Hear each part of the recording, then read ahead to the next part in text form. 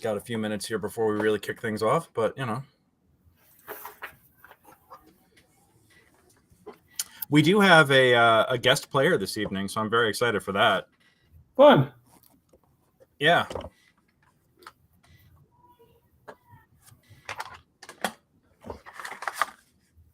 right. I need to do that. I'll put that over there so I remember it. Get that out of the way.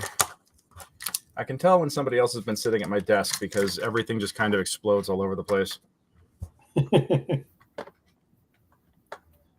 I can tell somebody was going through here looking for cables or other stuff. Okay. Got it. All right.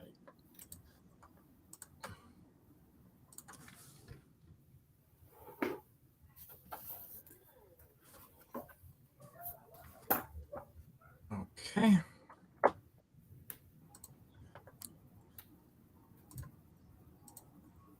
Oh, yeah. Whoops.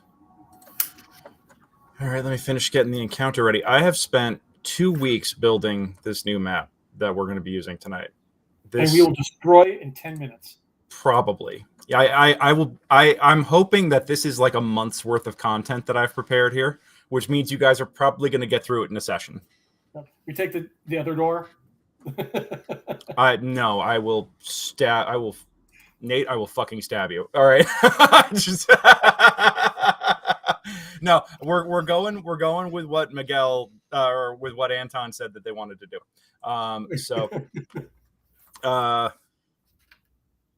Yeah, no, you guys. He said you guys wanted to go finish looking around in the southern side of things, and I have a nice little. I've come up with a couple of little things, so I'm very excited to see all that happen. I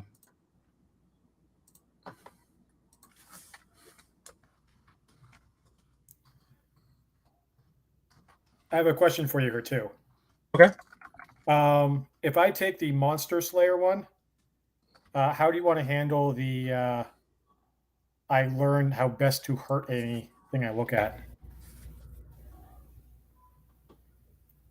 Oh God, I haven't even looked at that one. Because it's Hunter Sense, which means you gain the ability to peer at a creature or magic to discern how best to hurt it. As an action, you choose one creature you can see. You immediately learn whether it has any damage immunities, resistance, vulnerabilities, and what they are. Oh. Well, in that case, you're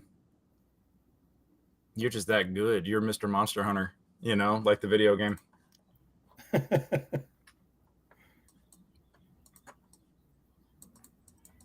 Man, I never played that kind of ranger. That looks like fun. Yeah, Monster Hunter is all about like you find something and you kill it. I mean, it's literally turning. It's literally turning D&D into Monster Hunter the RPG from the looks of it. Yeah. So the other one was Drake Warden, which is kind of cool because you got a pet. Yeah. That acts independently of your own, so it doesn't take any bonus action.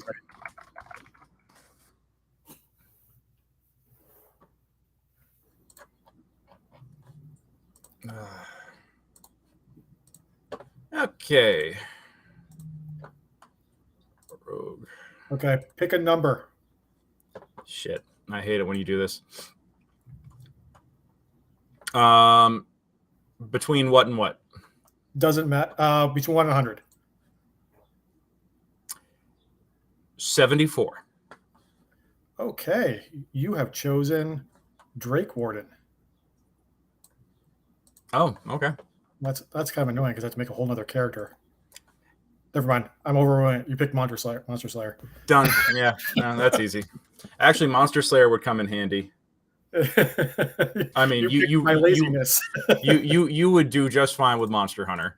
Yeah. Where is everybody, man? It's 6:57.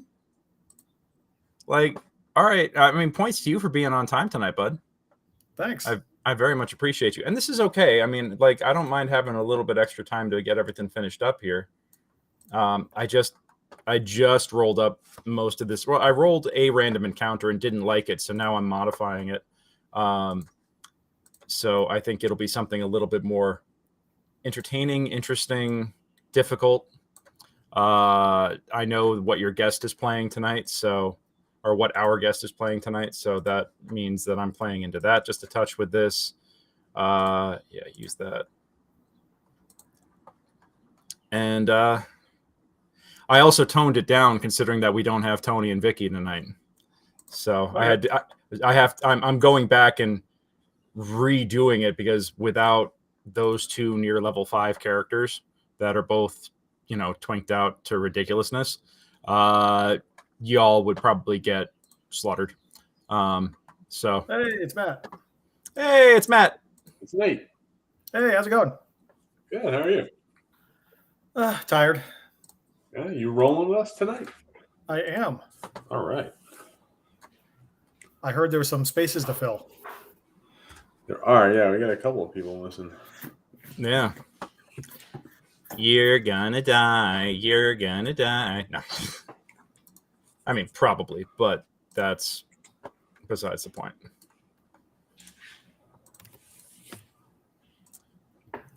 All right. That's not good. Where is this thing? Here it is.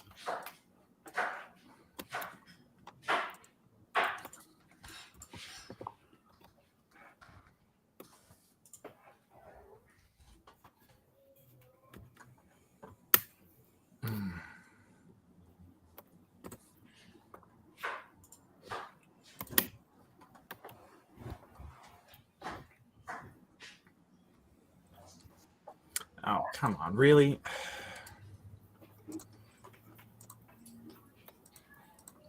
No.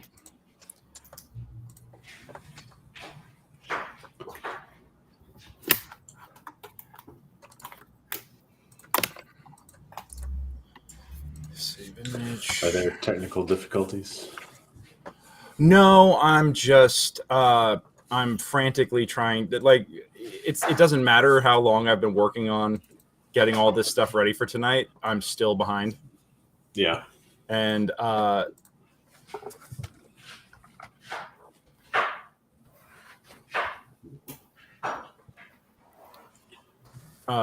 I'm just desperately trying to get everything all together here.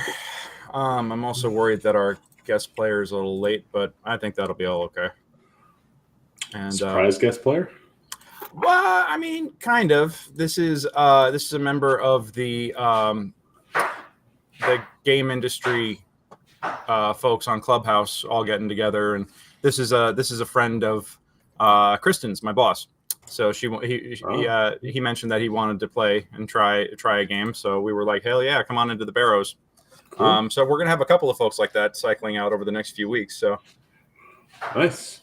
Yeah. So all right.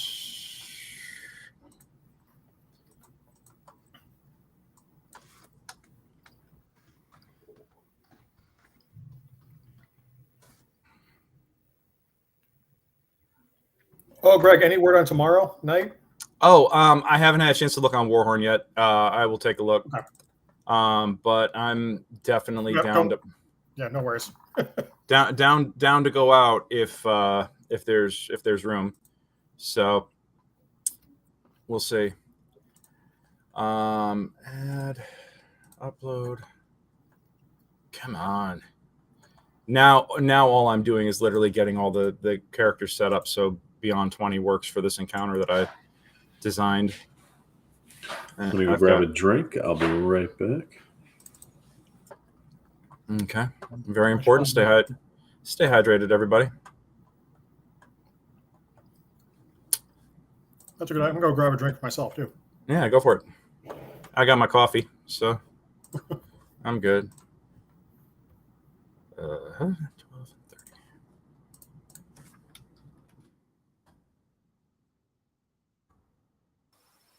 Hey, Frankie! This is how we do it. How you This doing?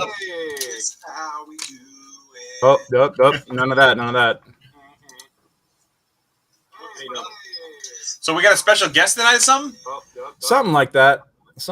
We got someone who wanted to roll with the Troll Ponies and see what it was all about. So, something like that. Oh, there is an echo. Like yeah, that. yeah. Let's see if that's me. Hold on. It 100% is you. Oh, there is an echo. Like I say that with all the love. Well, glad we're figuring that out right now. Yeah.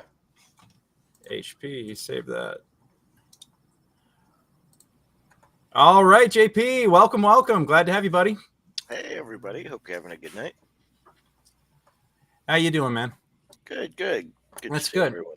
Hey, can you do me a favor? Can you Facebook me over some art so I could do you up a token real quick? I want to make sure I got you all set up. I figured out what the echo was. It was that I accidentally opened up the stream and not just joining the stream. Oh, well, that'll do it. That'll definitely do it. Yep, welcome, JP. There's me showing off my super and hyper confidence and competence as well. There's lots of cool things happening right now with me being good at stuff, and that will continue as a trend tonight. Being Sounds fantastic. Pleasure to meet you, mate. All right, so that's let's see. We should have. I know that Lauren will be joining. We should have a full party of 6 tonight, so this will be good. This is a nice little setup, and it's good to see so many folks watching already. This is great. I'm gonna get the stream fired up on Reddit here once I get this encounter built. Let me see. Oh, who else just popped on? Hey, there's Anton. Thank you, sir.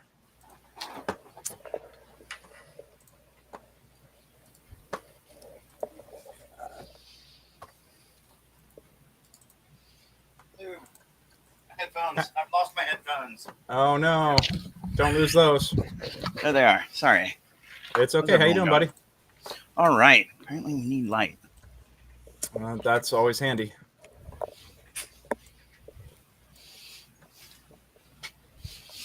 How's it going? Oh, we got the new person has joined us. Yay! Yes, welcome. So JP, that's Anton, and then the gentleman you were speaking with before, that's Seth, and then we got Nate up in the blue T-shirt. And Hello. Matt is lurking around here somewhere, but we'll get to full introductions here very shortly. So, I just need to come. Oh, really? Pleasure, Matt. Pleasure, Anton. I will keep you alive. I love it. You could try. We'll actually, I think it'll be Anton. I think it'll be in your best interest to keep him alive, but we'll get into why on that later. Perfect. Oh, okay, cool. Love it. All right. Clear workspace. Choose image. I'm so grateful for Token Stamp. Mm-hmm. They really should sponsor us. You know, I mean, I'd shout them out all the time. Hell, I'm shouting them out right now without actually getting paid by them. So, you know.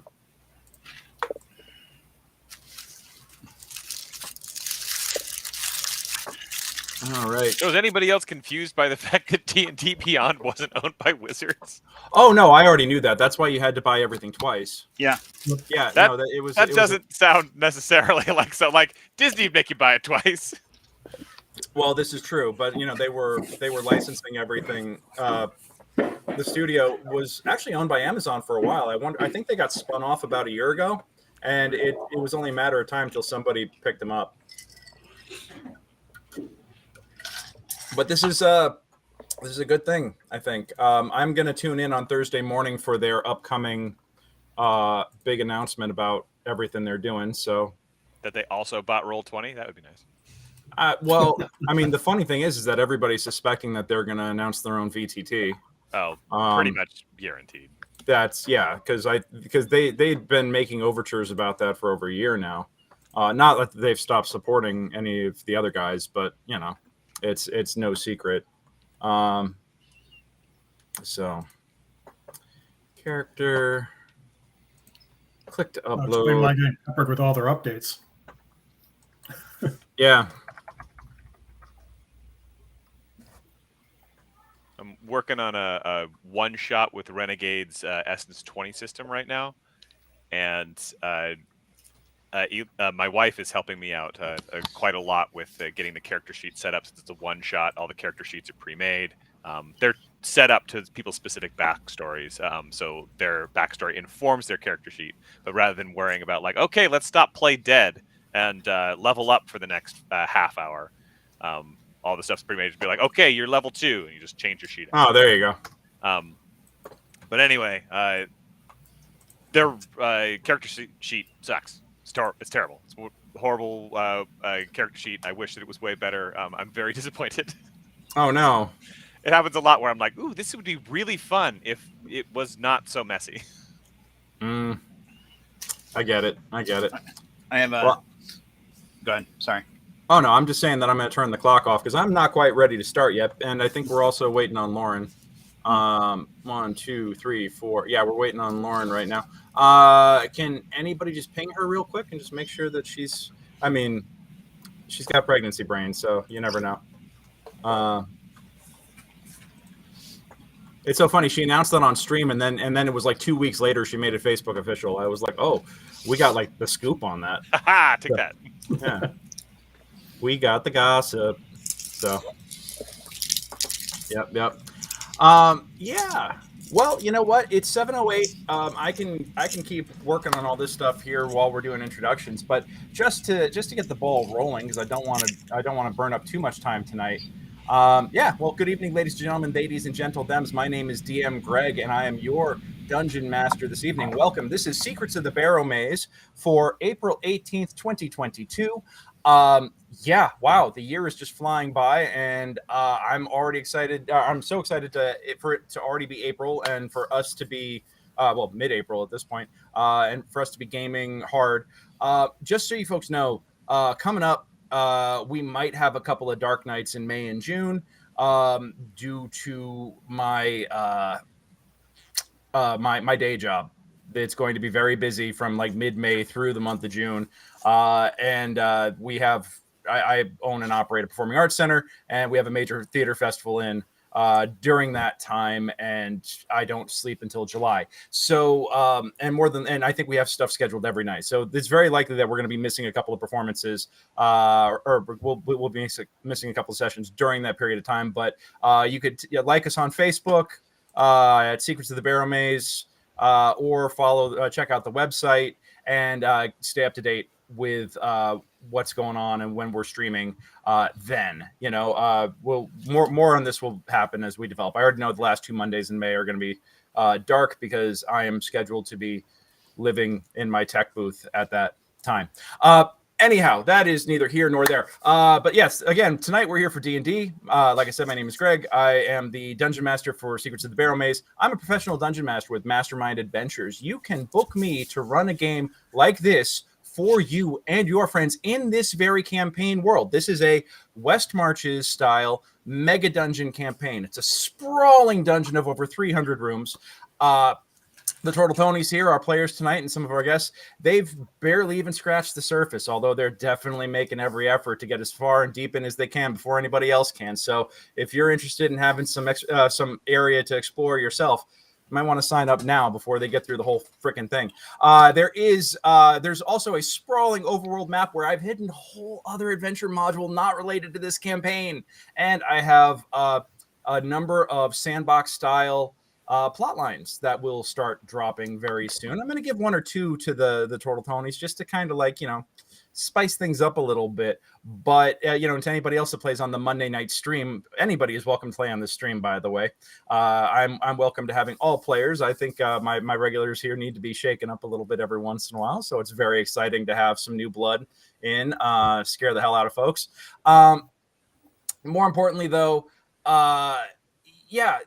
these new plot lines I'm dropping in, a lot of them are going to be saved for when we start getting new blood, when we start getting new players and start running more tables. I'm looking at, I do have 2 different groups that are looking to set up regular sessions, and we're going to get them on the Discord and start getting some activity going there where y'all are going to start having people to compare notes with and having seeing some factions develop and some other crazy stuff. I'm really, really excited for everything I've got planned up. I've been playing lots of sandbox style video games and, studying the mission trees and structures and everything else. And this is not going to be just your typical, fetch me 40 of this and 20 of that, and here's your 2 copper item in return. This is going to be some exciting, groundbreaking plot shaking kind of stuff that I've got planned here. You guys are going to have very significant roles to play within the campaign world. So the opportunity is yours if you want to come and play. secretsofthebarrowmaze.com.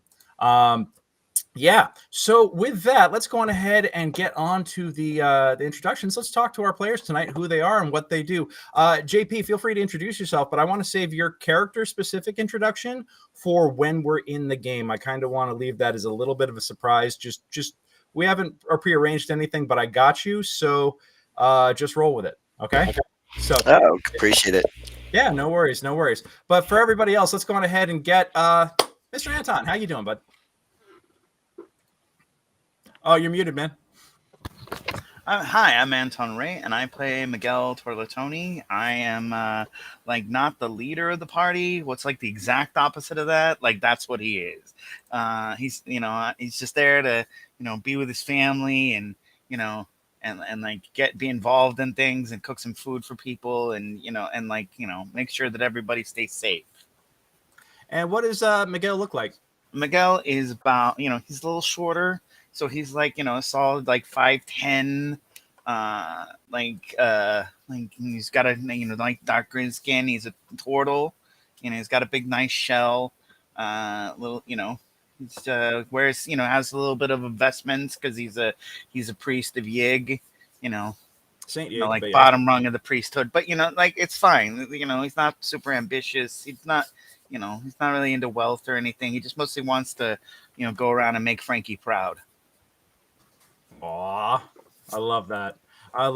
And speaking of Frankie, let's go ahead and introduce Frankie here. Hey there, I'm Seth Thygesen. I play Frankie Tortletoni. I am a turtle, of course. I'm a barbarian. Mama Sandy raised no fools here. So I'm very proud of my my little brother Miggy here. He does good work for us every single time. He's always coming up with these things. There's a word for this, a phrase they call it an idiot savant. And if you call him an idiot, you're going to find out why they call me a barbarian.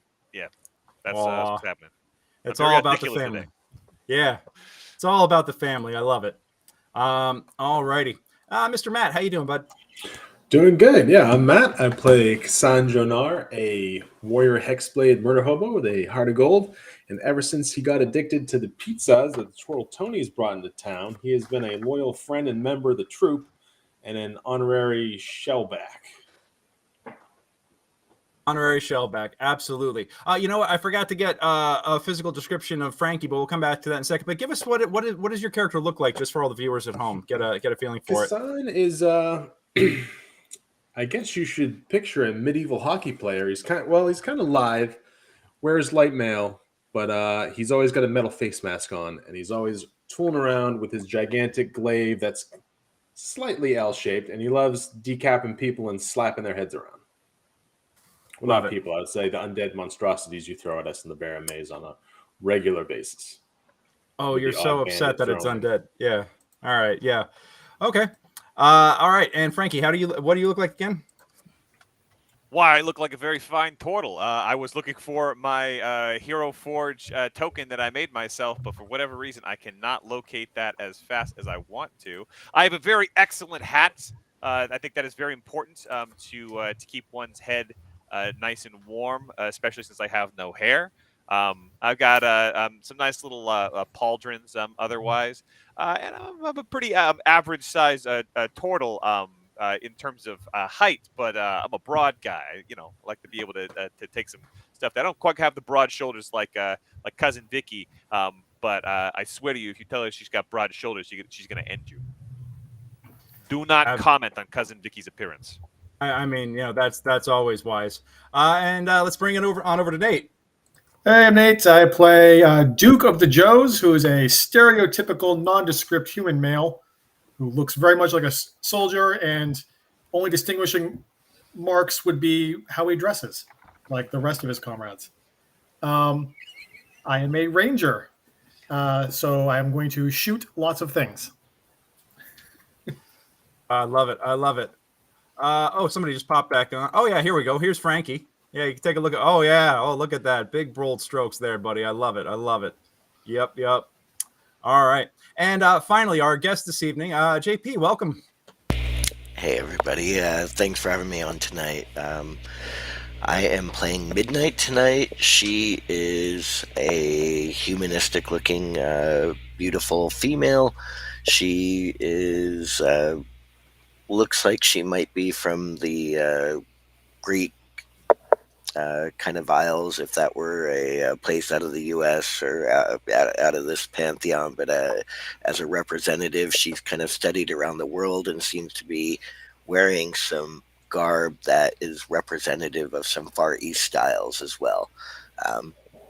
She's wearing a full set of half plate and also is carrying some ornamental Japanese clothing, pens, arts, and a whole array of medicines and potions.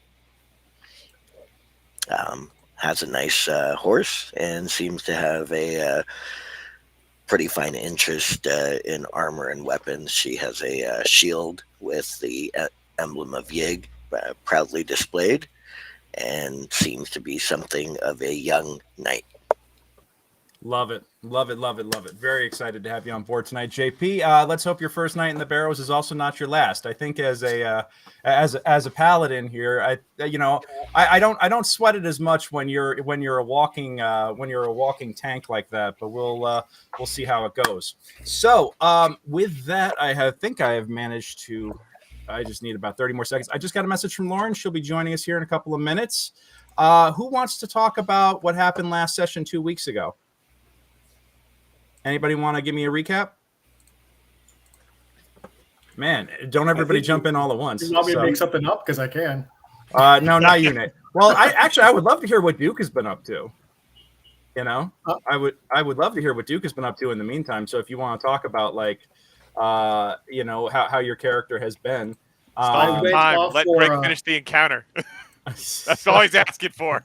I mean, how dare you, sir? From one DM to another, I appreciate the recap so much. Oh my God! Well, absolutely. Yeah, there is that. I mean, now all I'm trying to. I've got the encounter ready. Now I'm just trying to make sure that I've got Midnight all set up and in. So yeah, but who wants to? I mean, actually, first, yeah, I have been away studying with my fellow Academy people about all the monsters I could possibly know. Oh, that's right. Disperse this information when appropriate. Fantastic. I love it. All right. And then Midnight. And let me see. JP, what is your Roll20 name? I'm Cyber Alchemist. Gotcha. Perfect. Here we go. Cyber Alchemist. And then I got your art. Love it. And as your race, you have dark vision, as I recall, yes? That's correct. All right. Sounds good. Very cool. And then, yeah, who wants to talk about what happened last session while I'm literally finishing this up? Miggy, you got your crayons? Yeah. Oh. Wow. Nope. All right. He desperately does not want to be. Oh, no, here he comes. He's gonna go get those crayons. He's getting the crayons. Sorry, I had to do a thing. And okay, so Sharon, here. So I had a picture, and I'm trying to share my screen, but it's not working. I don't know if it's working. Share, yeah. Hey, Lauren. Hello. Welcome. Well, let's let Lauren do her introduction real quick. Oh yeah, there we go. Yeah. But Lauren, go on ahead and introduce yourself real fast. Oh, I lost you. Hold on. Damn it. Hey, there we go. Hello, I'm Lauren. I play June, the half-elf sorcerer. Welcome. And June, what does June look like and what does she do? June is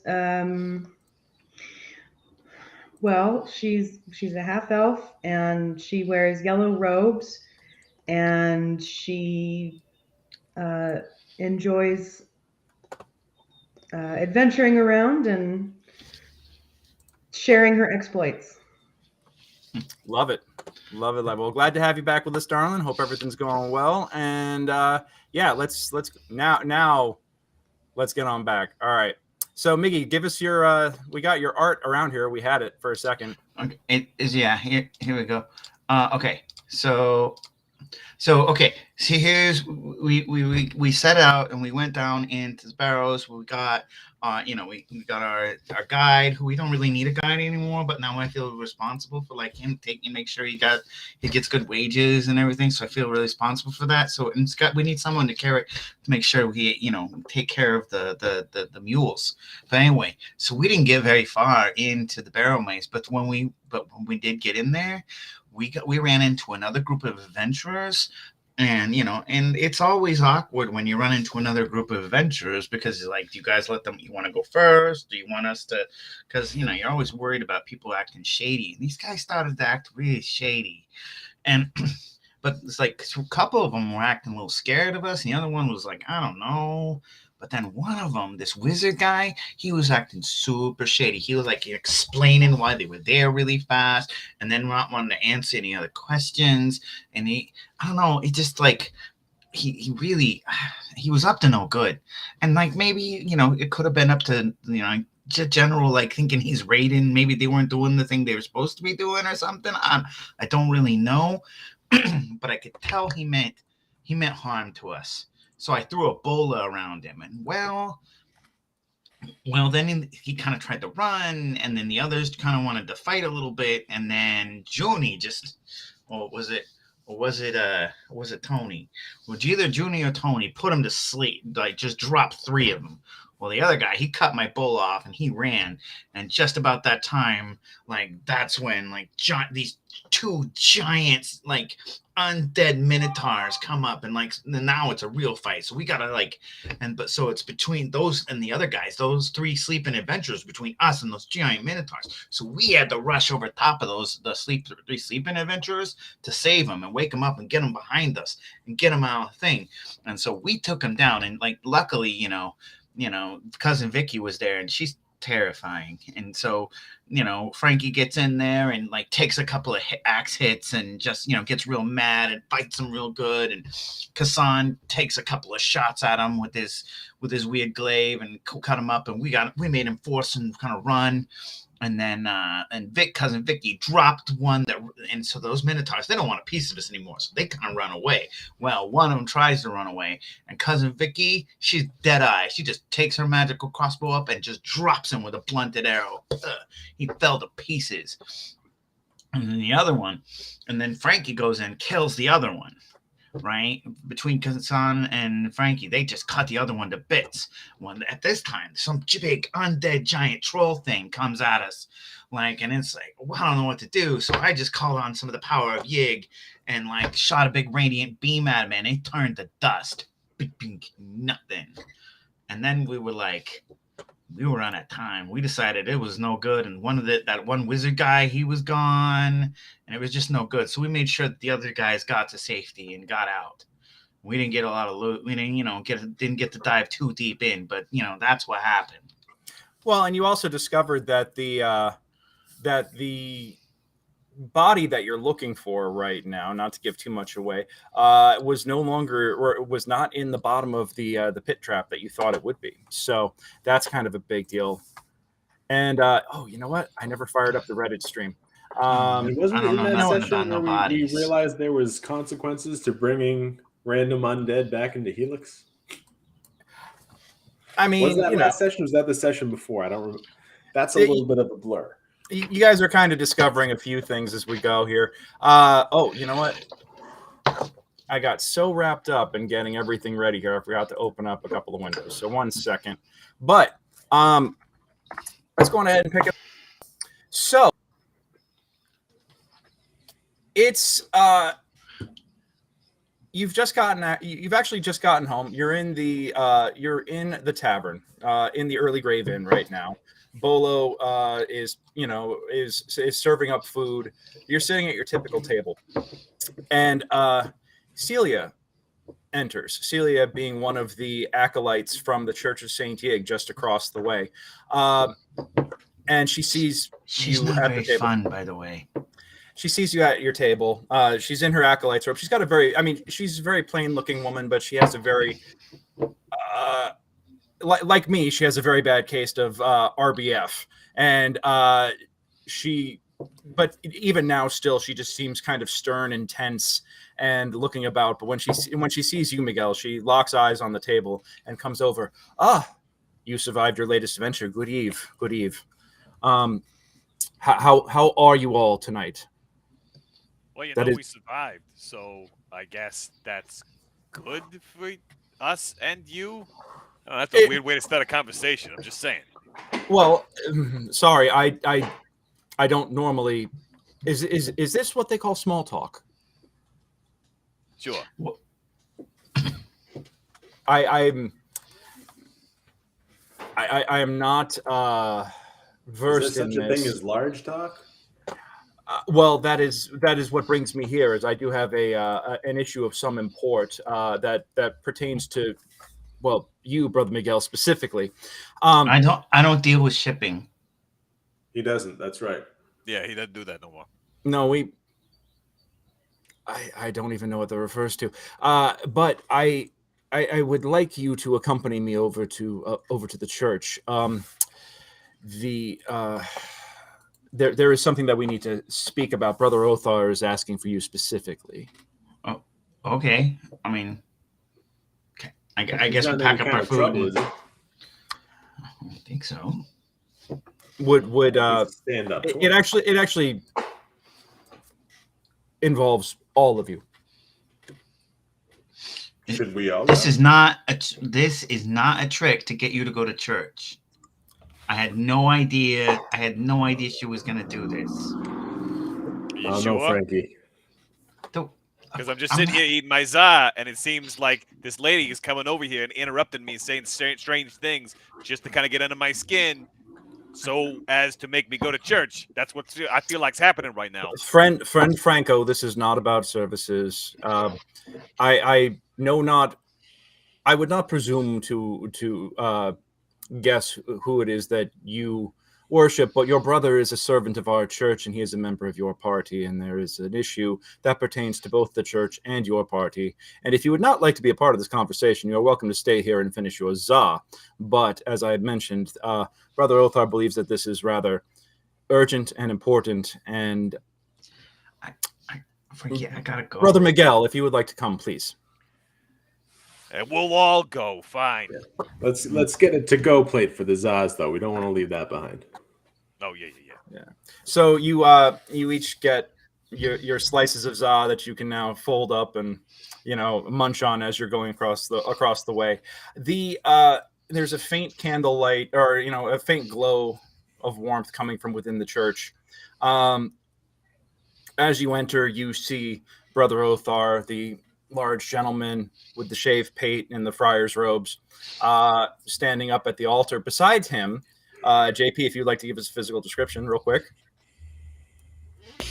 Absolutely. Again, a young female, about 5'6", relatively thin but fit, has a full set of armor on, displaying the shield of Yig, in the semblance of a crimson cross across the shield base. Obviously a young-looking female, but has a very distinct kind of cut to her that gives her kind of a imposing or intimidating view to you. She has raven black hair, baby blue eyes, looks like she might be something of a European descent. However, maybe a little bit of a Far Eastern kick. Again, looks like she's wearing a kimono and carrying a long sword. Has a mace attached to a young riding horse. However, it's not a war horse. But she looks over at Brother Miguel and Brother Othar gives a nod and says, yes, these are the adventurers that I spoke to you about. Friends, please enter. This is Lady Midnight of the Order of the Crimson Cross. She is an inquisitor from the Church of St. Yig. She is here regarding the issue of the mysterious undead incursion that has occurred recently that we are investigating. Our wards are still triggering, and yet we cannot find any sign of this incursion. Lady Midnight has been sent by the church to help us here. We believe that there might be answers within the Barrows themselves. So, Brother Miguel, and you adventurers, as fellows who have been down there previously, as recently as earlier today, when do you expect to delve again? First thing next morning, probably. Sure, yeah. I mean, you don't want to get started too late in the day, you know. I guess. This is true. This is true.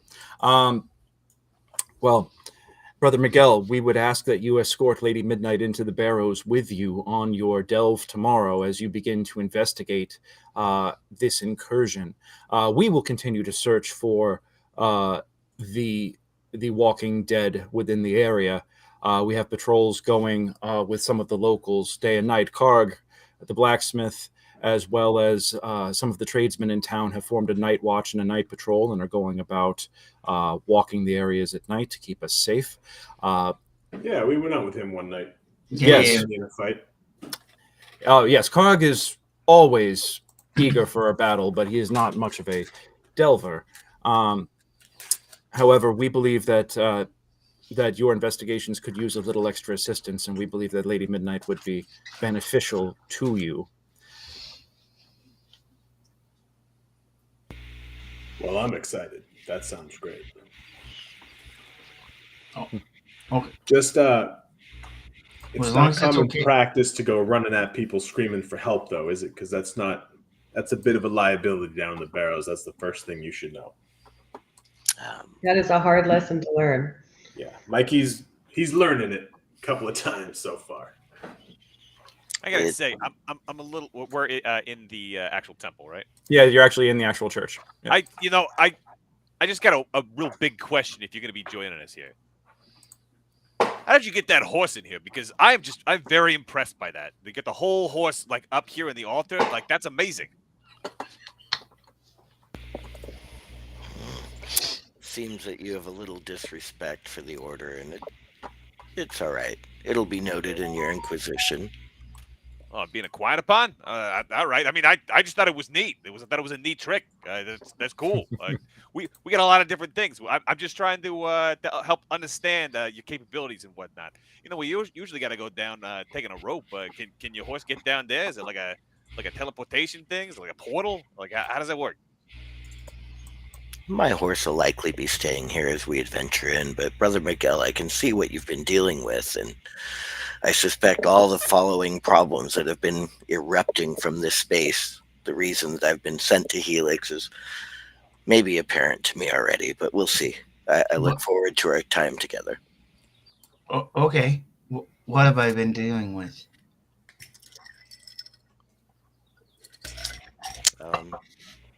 Eruptions of undead, but we'll see. Oh yeah. There was a bunch of undead, and they're getting bigger. It's getting scary down there, and yeah. So Paladin, Yig, Inquisitor, even. I'm gonna be honest. I don't really know what that means, but it sounds important. And come. You got your own wearable shell, so you should be fine. And just Vicky and Anthony are not here. They were going. They're going into other town to look for materials and stuff for Tiny Tony's tiny tank. I don't know what that means either, but they should be back in a couple of days. But yeah, we should either take if everyone's ready to go in the Barrows tomorrow, we can take you in. Just make sure that you bring things you got to bring. You got to bring a little milk and honey, okay? Because there's some fairies on the way that are mischievous and some that are dang right mean. And they tried to drown us all, and that was no good. But they tried drowning turtles. I mean, like that's about They're dumb. mean, but they're not smart. Yeah, and obviously not very smart. But and if I'm saying they're not very smart, then anyway. But yeah, so you gotta bring your milk and you gotta bring your honey, maybe a little candy. What else? Oh, get a bullseye lantern, and you should get one of those. And if you ain't got any money, it's all right. We got a big credit thing, and I don't think you can even mind because you're sent from the church, and that means you're probably good people. Um, and then other things. Let's see here. Other things. Uh, well, don't get lost. Don't go off on your own.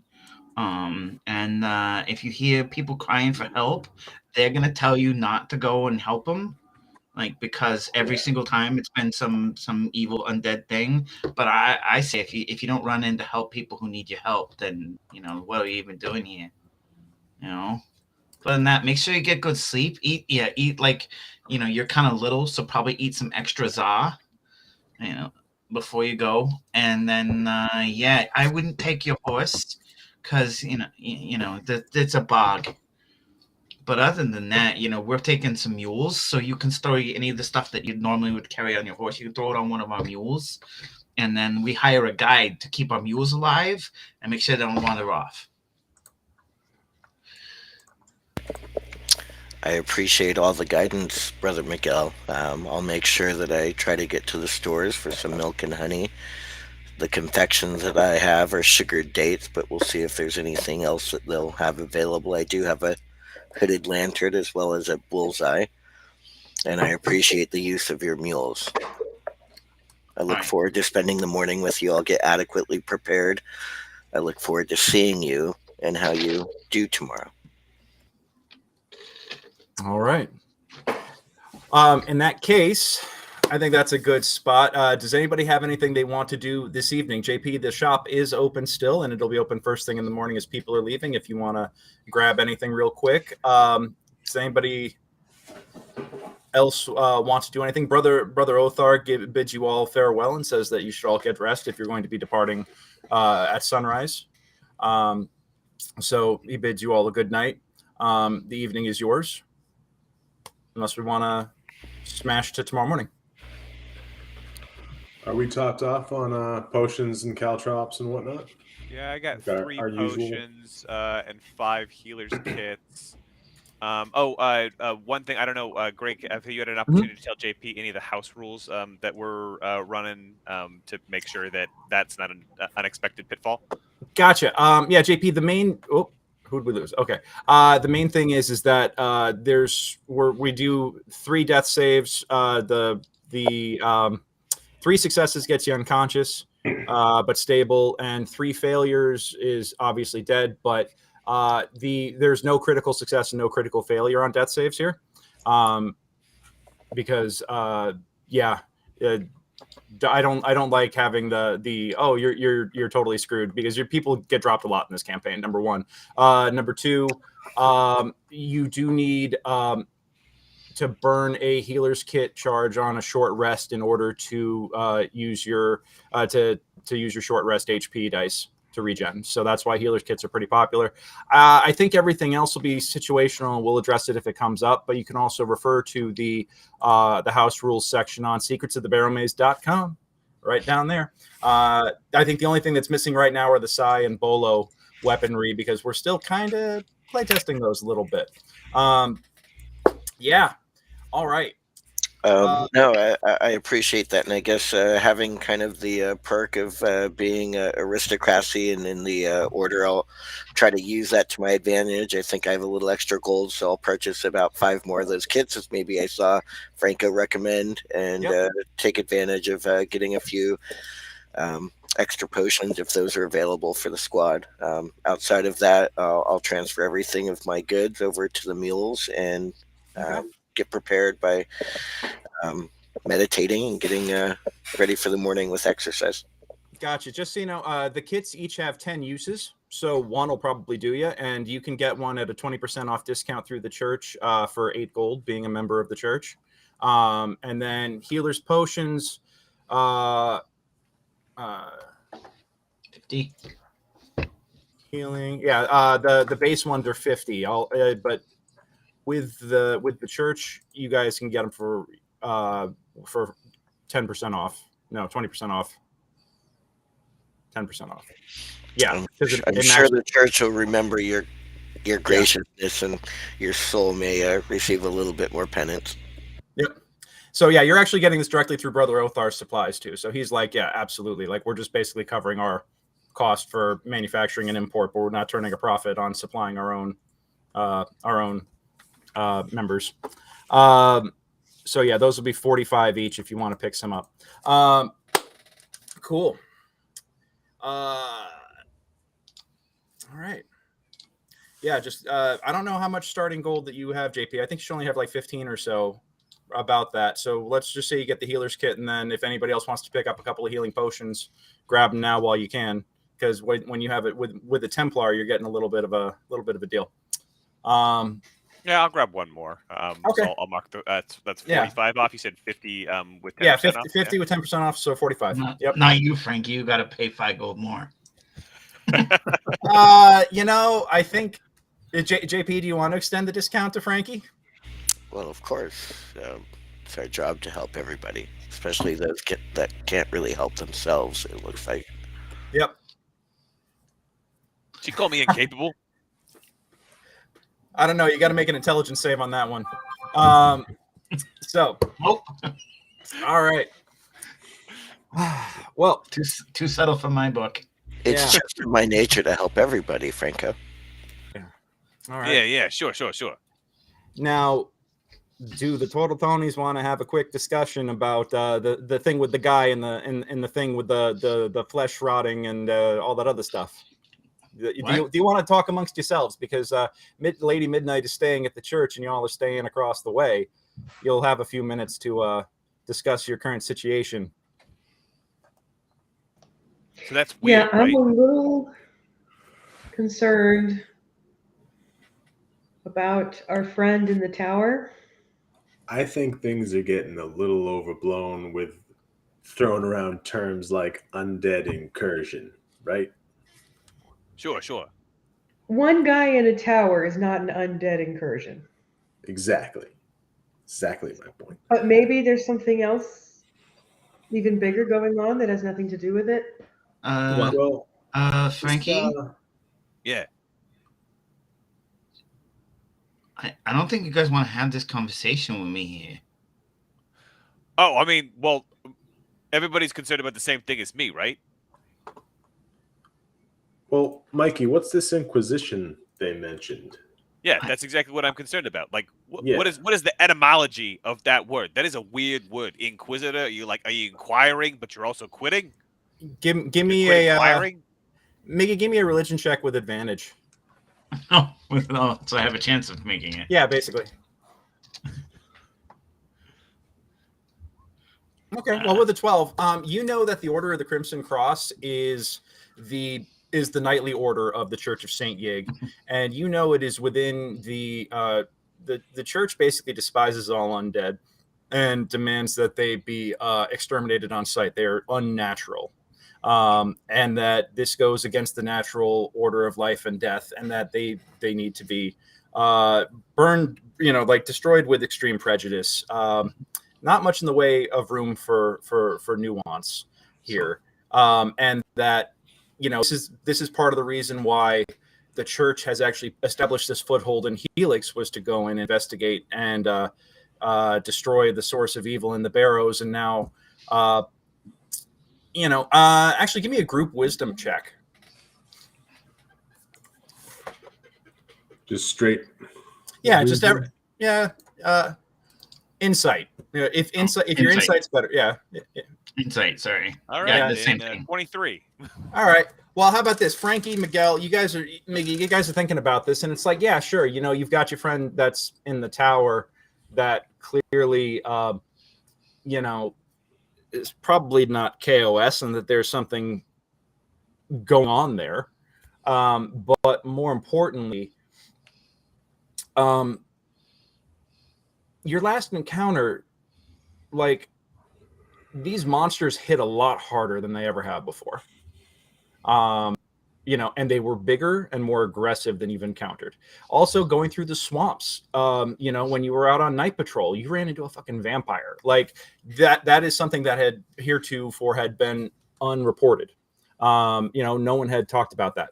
And also the trail of dragging footprints exiting the Barrows, going off into the swamps. Like, sure, you have your own situation, your own unique set of circumstances that you are dealing with and trying to parse out and resolve it. But it does seem like things are ratcheting up a notch. And clearly the church is concerned if they are sending a member of the Order of the Crimson Cross. This is not something done lightly. Even if this is a clearly newer, younger member, there is an unearthly glow about them that makes you think there's more here than meets the eye, and that this is the church is taking this quite seriously. Yeah, that's what you guys can tell, and yeah, like while you're dealing with a very strange and unique situation here, circumstances around things are showing that things are ramping up. So, yeah. Anyhow. All right. Does that inform your conversation any further? Yeah, she's kind of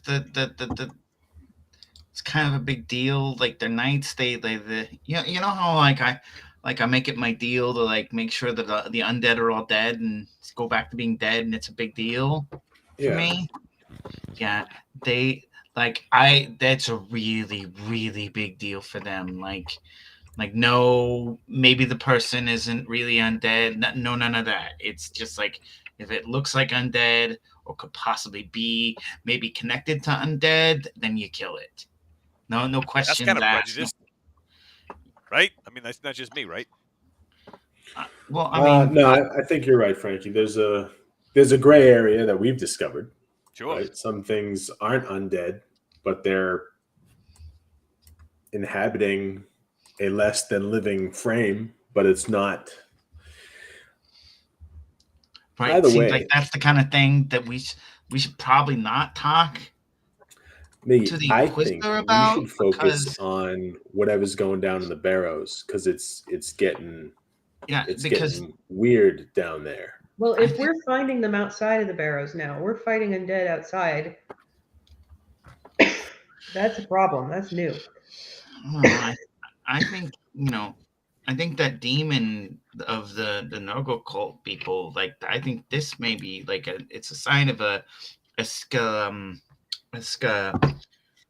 when it gets bigger, when it gets higher, when escalatory. Yeah. Something like that. I mean, I don't know. I think it's really important that we should go and maybe we show the Inquisitor, show them the things that we're dealing with down there in the Barrows. And honestly, maybe we don't talk about your friend that I've never met and I don't really want to know about. I think that's a good idea. I think the best way to think of that is there is a soul of a person trapped in an inanimate object. And that might be just a symptom of what's actually going on down there. Yeah, I like that. Can we buy that one? Can that be the truth? Let's go with that for the truth. Wait, that's not the truth? It is essentially. Well, I don't know, but they're talking about undead, not like spirits inhabited undead bodies, and that doesn't make any sense because that's not what undead are. The bodies without spirits that are animate, as opposed to an undead, like a spirit that's inhabiting a body, an object. Right. Those things are different, I think. I don't know. Frankie, am I right? Where's Tony? I wish Tony were here. He'd know. Come on. We don't need Tony to answer all the questions. Sure, that makes total sense to me. And here's the thing. We got Lady Inquisitor, Lady Midnight. Midnight. I got to ask yourself, is that a real name? And if so, that is a badass name, right? We can agree that is a badass name. That is but truly this might solve a problem for us. Every time we go down there, we clean something out. We try to make it so that the space, which we have cleared out, stays cleared, and it doesn't do that. So if what she is good at is taking care of undead and evil, maybe she could do some kind of wards or something like that, trying to keep the thing clean. Like I feel like a maid, like I just cleaned this place up like 2 seconds ago. Yeah, it's a good point. All right. Well, we should get some if sleep so she we can get report it. back to these other Order of Knights too to let them know, because I think if this trend is going to continue, they're going to need more help in Helix, and we're going to need more people taking care of the Barrows, because whatever's in there appears to not want to stay in there anymore, and that's a really bad change in the status quo. All right. Well, on that ominous note, you guys all decide to turn in. Morning comes. Bolo has Tacy go around and knock on all the doors the next morning to fetch you all. Lady Midnight, you are awoken about an hour before dawn and informed that the Turtle Tonys will meet you in the at the Early Grave Inn for breakfast, and then you will proceed to the Barrows. So as you all prepare yourselves, you come down and enjoy the barrow, the traditional Barrowmaze breakfast that Bolo and company prepare. The buffet, as it were. The jokingly referred to as the last meal for many of an adventurer, but that is gallows humor because often that is in fact the case. Do you have anything you guys want to talk about real quick at the table before we get rolling on? I know we just had a big conversation, but now with Lady Midnight present. Hey, Lady Midnight. You know what I love about a good breakfast? It covers all the major food groups. You got bread, you got cheese, you got sauce, and you got some kind of meat. You're really just covering all your bases.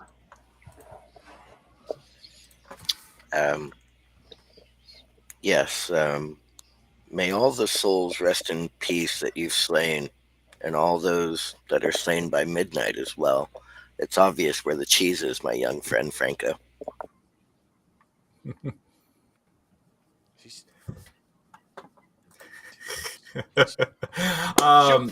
Sure, yeah. Sure. Well, you all have some of you have your breakfast zaz, your calzones as they were, your other traditional breakfast, coffee, whatever it is you prefer. Stenwick comes in at his usual time. Morning, friends. Are we going out? We going out today? Yeah, it's that new buddy, Lady Midnight. Oh, milady. 'Tis pleasant to meet you. You see an older gentleman. He's clearly on in years, stringy gray hair, kind of balding on top, but keeps it mussy. He wears plain brown traveler's clothes and has a shield. Actually, has a shield on him, a big metal heater shield provided by the Turtle Tonys, but wields no weapon. Oddly enough, and he says, "See, I got this all nice and polished up. I appreciate you getting it for me, friends. It's a way to keep me safe, I suppose." Hey, looking good there, Stenwick. Hey, Yeah. Here's the thing, Lady Midnight. We take care of our own. And as long as you were traveling with us, you are part of our own. You could be part of this family. You know what I'm saying? Well, good sir. Appreciate your service to the church, and it's obvious that you take care of your own, Franco. All right. I feel like every time she talks to me, she's insulting me. I'm not sure what that's about. Am I just being sensitive? I don't know. Maybe. You tell me I'm being sensitive a lot, so maybe. I never accuse you of being a sensitive guy, Frankie. Well, thank you. All right. Well, after you have your fill, you set out on the all too familiar path. Who wants to navigate this time since Tony is not here? I will. Okay, give me a survival check. Stenwick says, "Oh well, if Tony's not here, who's going to be taking the reins?" Oh, Brother Miguel. I nudge Stenwick, like, just keep us on the right path in case, Yeah, he doesn't need me help. It looks like he's got us going right away. And as you trudge the all too familiar, well-worn path south out of the village of Helix into the swamps. Late midnight, this being your first time, you notice that there is a dense fog that has rolled in. You noticed this when you went from the church across to the tavern. As the sun rises, you can tell that the sun is coming up, not because you can actually see it, but because the ambient glow of the fog just increases and increases and increases. It is a very thick pea soup today. But you follow the your new companions' sure-footed steps down this well-worn path. You walk for hours. It is quiet. It is very quiet, eerily so. As a matter of fact, the further south that you get, the quieter it gets, to the point where you don't even hear the sounds of nature. No birds, no crickets, no whatever. Occasionally, you might far off hear a splash in the distance as something either dives into the water looking for prey or perhaps escaping a predator. And as you go further and further, you notice that the ground gets softer and soggier in this swampy path. And and the water also gets progressively darker and darker and darker, to the point where it's almost oily black. Lady Midnight, your sense of evil is overwhelming. The further south you go, it just grows and grows and grows. I'm sorry, go on. No, my apologies. I think as this ground starts to get kind of soft, I'm wearing some boots that are kind of fine from the Far East, so I'll pull out 2 of the water skins off one of my mule and kind of cut them and attach them over my feet and tie some strings around them. Okay. All right. That sounds good. Good way to keep the boots clean. The water immediately stains the leather of your water skins. And just the further you go, by the end of the day, you'll notice that these have been dyed almost permanently black. And it's difficult to see exactly what that is. That causes the water to take on such a color. After 4 hours of walking, you start going up. The ground starts getting harder and harder. Your steps no longer fill in with water as your feet vacate them. And you walk up a slight incline. The ground is still marshy, but it has more of a solid bounce to it. And as you can see, faint outlines in the mist of rolling, oddly enough, lush green rolling hills in the eerie white fog.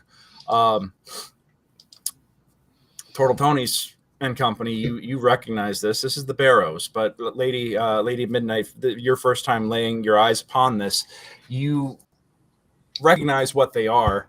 They are burial mounds. Barrows burial mounds, and you are now on what's called the Barrow Moors. You've been told of this place, but you've never actually witnessed it. And it seems to stretch on as far as the eye can see, which, as I mentioned before, due to the mist, isn't terribly far.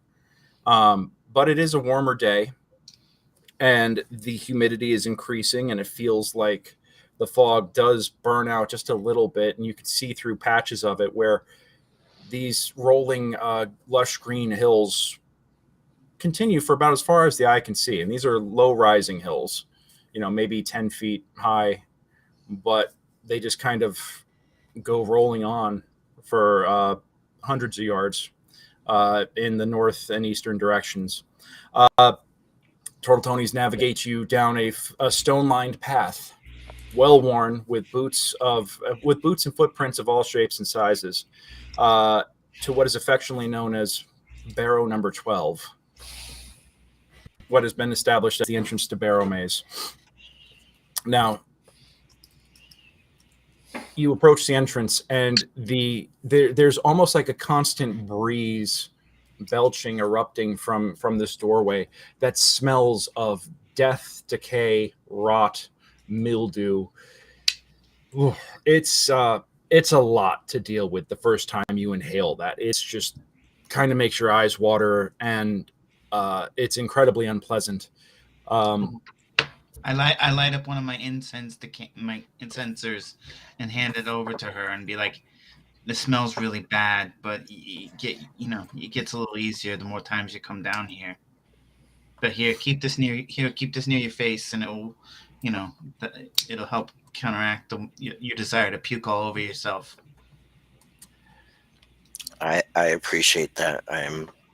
I'll do my best. I'm going to try to do some mapping as we do that. So as I do that, I'll politely decline your censor and say, if you give me a quick moment. She pulls out a small piece of mapping board and does a quick cartography sketch of the area. And so after I do that, gladly accept your suggestion, and I appreciate your time, brother. I like making drawings too. We're working on a map too. Lady Midnight, give me a survival check, please.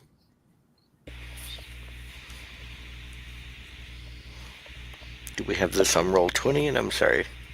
Go on ahead. If you have, you can roll it roll it on D&D Beyond, and it should feed to Roll20 if you've got the Beyond 20 plugin. And if you don't, I can still see the result, just because I get all the campaign rolls on D&D Beyond as well. Roger that. Thank you. Yep, no worries.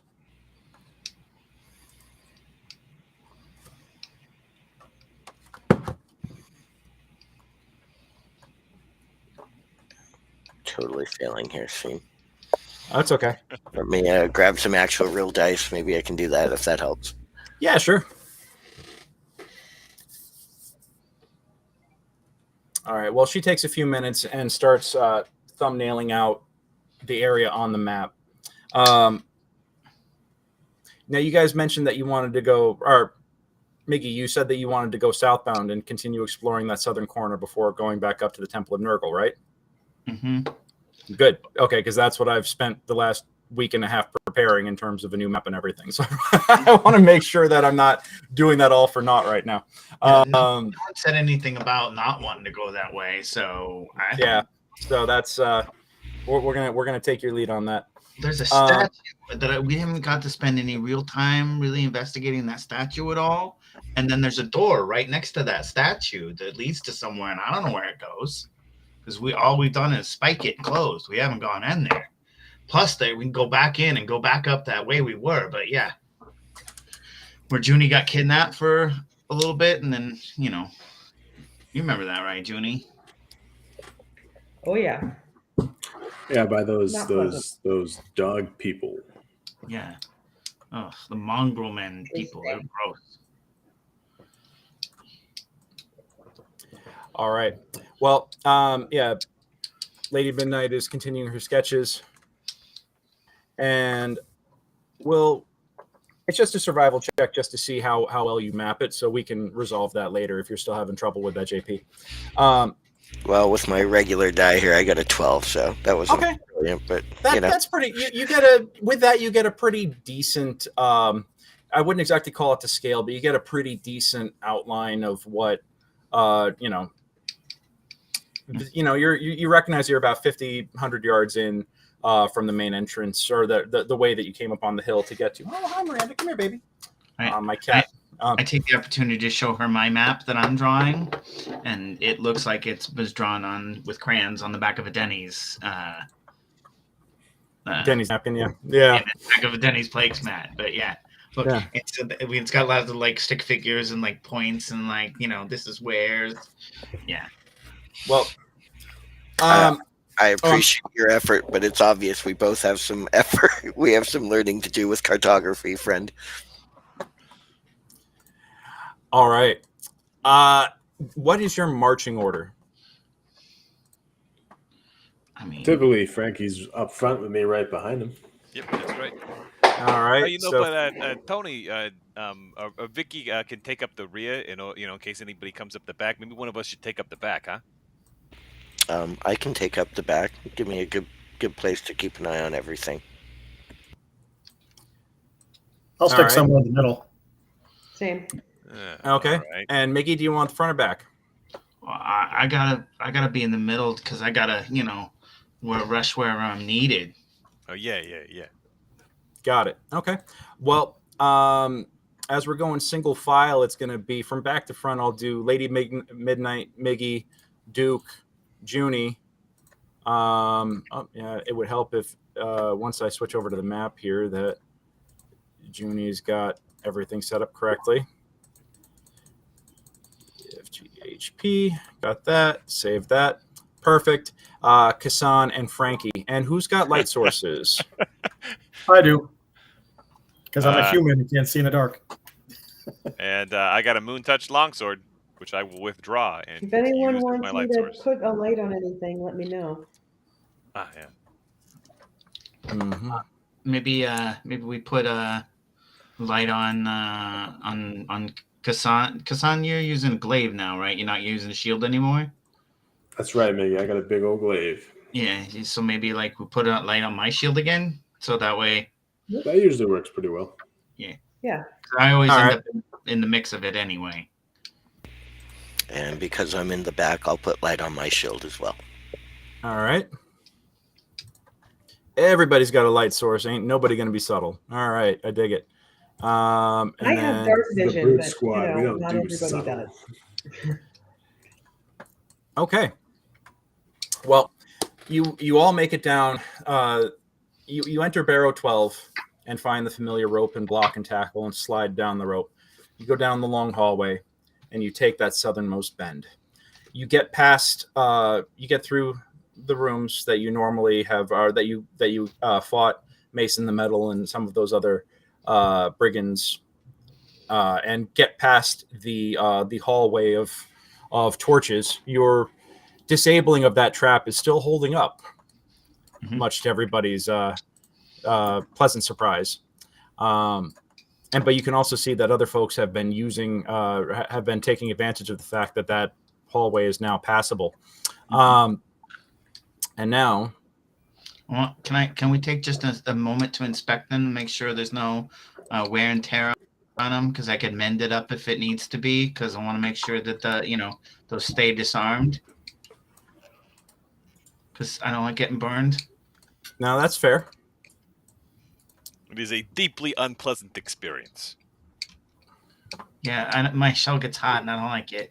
Well, as you examine it, yes, this is barrow number 12.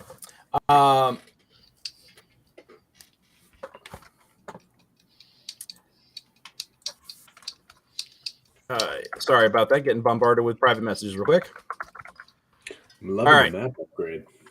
Thank you. I've spent. These are all individual tiles that I have placed painstakingly so, and set the dynamic lighting, and set animated doors, and done. Yeah, no, I wanted to make sure that we're making it look good here for everybody. So and I've only done this one corner of the dungeon, which I was like, "You're sure you're going here, right?" That's why I was like, "I'm being very particular." So, all right. Well, now you guys are all aware of the. Hold on a second. The secret door over here. Yeah. That leads into this passageway. And as you come through, it is still cracked open at the moment. Good God. All right. It's up to you guys to navigate. What do you want to do? Well, we should go down just a little further down, because then there should be a statue on the right. Mm-hmm. So over here, there should be a statue. You want to go into the big room? All right. Frankie leads the way, followed by Kassan, Miggy. Please let me know if you guys can't see or if you're having trouble controlling your token. Everybody should be all set. Junie, Duke, you guys all good or no? Yep, I can see mine and move my token and stuff. Okay, cool. So Yep, everything looks good to me. So that side passage, that's where these mongrel crazy guys came out trying to ambush. No, it was a Hecuba. Anyway, someone tried to ambush us out of there, and it didn't work out well for them. But like this, we came here. This was one of the spots where there was like a priest, and I thought it was a priest, a Yig, who was calling for help. So I came in, run to help. Turns out it was some evil undead thing, and we killed him for it. But And then, like over here, Junie got like pulled into a little thing over there filled with these like mongrel men. They weren't undead, but they were nasty. Anyway, we killed them, and then so now can we take some time to check out this statue? And then Yeah, you guys want to take a look at the statue? Yeah, Yeah. sure. Hold on one second. Well, as you approach the statue, it does seem all too, this statue. Oh, shit! Everything's locking up on me. Hold on. Come on. I have art and everything ready to go. It just needs to let me have my mouse back, please. You guys can still hear and see me? Yes, Yeah? sir. Yeah. Okay. I think everything else is. Although Lady Midnight vanished. Oh no. And everything is lagging real bad for me. All right. Well, you come around the corner and you do see that statue that you witnessed before. This. JP, did your token get? Did you get deleted by accident? I don't know. It looks like I teleport. What happened there? Sorry, I don't see myself now.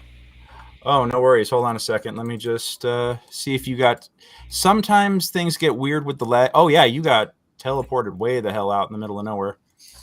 I'm gonna. Let me get you with everybody else. I think sometimes we get a little map lag, and you wind up getting dumped in random places. So there we go. I got you back with everybody else now. All right. So you see this statue. It is a gigantic demon looking, gargoyle looking statue. There you go. You can take a look at that. That is what you see. You could see that the arm, that it appears to be looking down at something, but whatever it's looking down at might be in the arm that is broken off and missing. The arm is broken off and missing now? Well, that arm has been broken off and missing before. As a matter of fact, you guys impaled a mongrel man on the sharpened, spiked stub of the arm there. Okay, so it is sharp because I thought there was more arm. Okay. Yeah. No, and you do still see the graffiti painted on it that specifically says "Beware the dark water." Yeah. Give me a round of perception checks real quick. All right, 12. 13, 14, 9. All right. All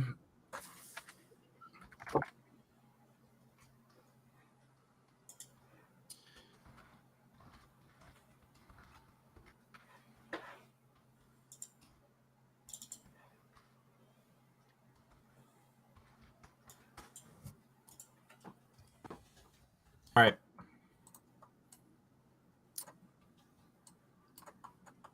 And you guys are all having your conversation. Are you guys making any effort to be particularly quiet?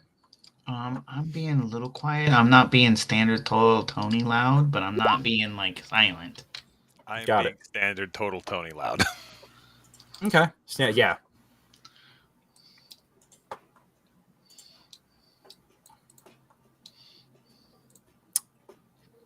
And Matt, check your DM.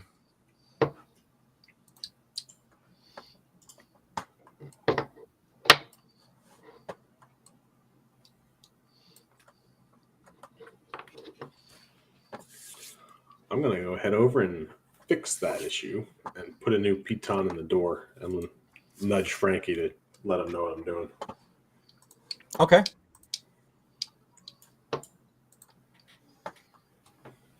All right. That's the way we want to go. Well, yeah, Mikey, but the pitons aren't in there anymore. I want to make sure this door is secured until we're ready to go through. Okay. Kassan, give me a perception check as you approach the door.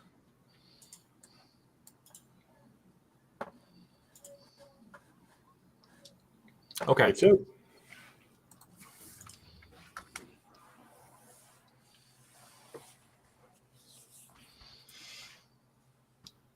What languages do you speak? I speak Common, Orc, and Undercommon. Oh, okay.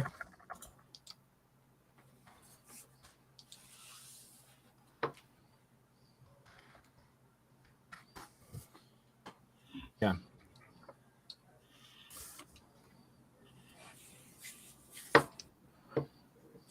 Can I make out what I'm hearing?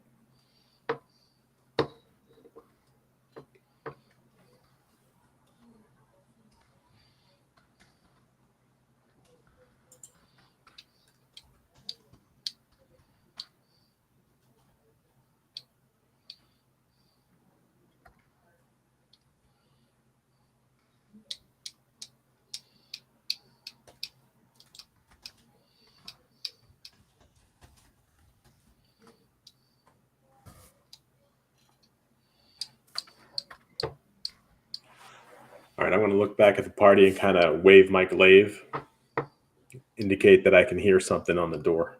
Okay, I wave back. What are you waving at each other for? I don't know. He's waving. Guys. Frankie, I'm pointing at the door and pointing at my ears. Well, I don't understand. If you can hear something? Yeah, he can hear something. I take up a position to attack something coming through the door. Oh, you want to have fun? Okay, cool.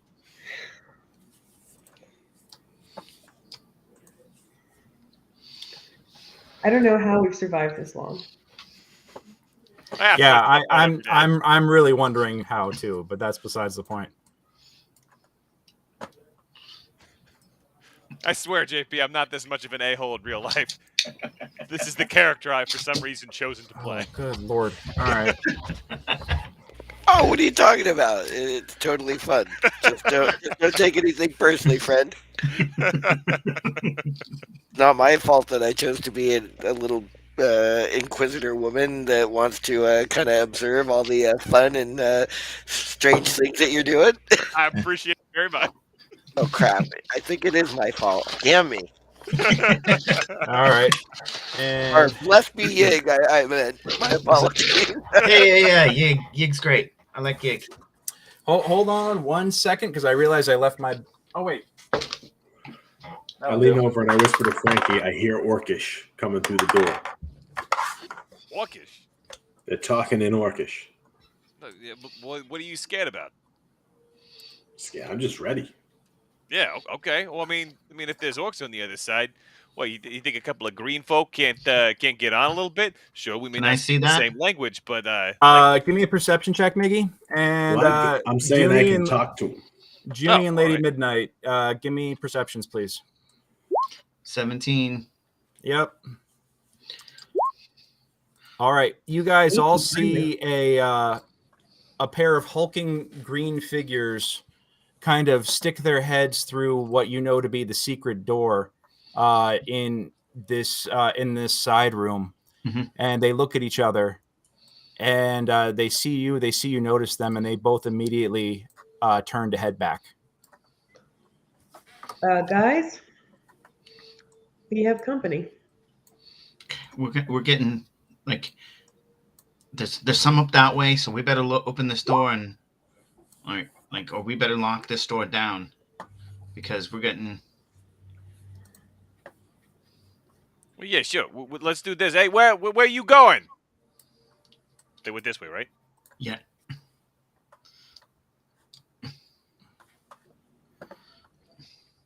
All right, Miggy. All right, so what do you guys want to do? Do you guys want to go to the door to the south, or do you guys want to go around the corner? I wanted to go to the door to the south, but now we got people behind us, so now we gotta either lock this down, or we gotta follow them, or something. And the voices I heard were from the southern door, right? Yeah, that is correct. We're about to be surrounded. Okay, everybody else, come on, Duke. I'm not comfortable with any of this. Yeah.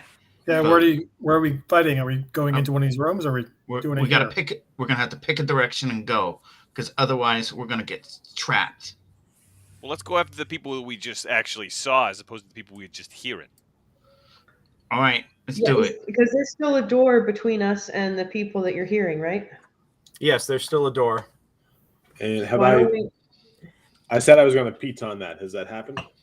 I heard the voices and we stopped. You heard the voices before you stopped, but now you know that they're aware of you. So do you want to piton the door, or do you guys want to go through the door? I say since Frankie's making his way up north after the other ones, I'll piton the door. Yeah, those guys are probably going to get reinforcements. Okay. All right, go on ahead and take 1 round of movement, please. Okay. All right, I'm gonna blow through the secret door so Frankie can go behind me. And so 1. All right. 2. Hold on a second, because come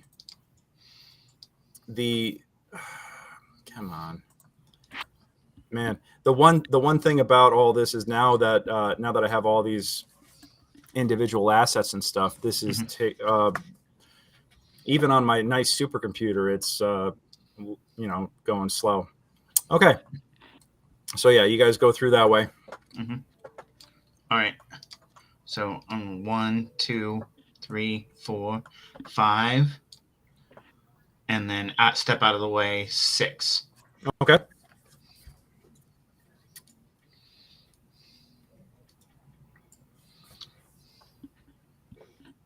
And you do find that the secret door that you'd already found to the northbound here is also open. You guys are kind of fast. Yep. Okay. All right. Duke, June, and Lady of Midnight. Is that where you guys want to start off, or do you guys want to keep moving? I'll be right there. Okay. Yeah, I think I'm good. Okay. And JP? Just moved up to the flank. Got it. Okay, so you're going to hang out by the door to the south here. Okay. As you approach, Kassan, give me another perception check real quick.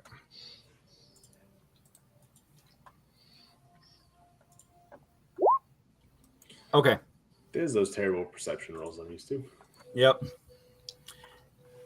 Let me see.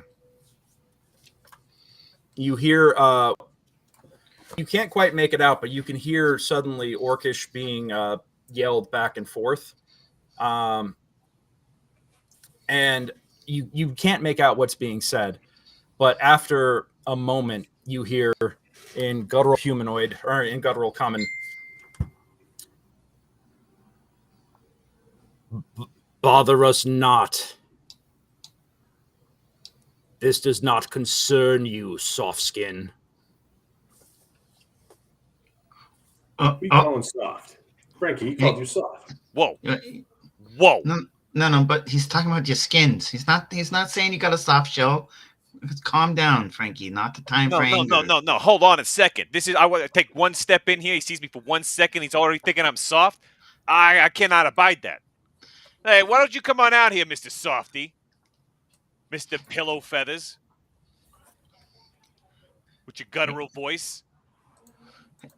Hey, what's your name? I'm Miguel. We do not care. Well, that's rude. It's a weird name.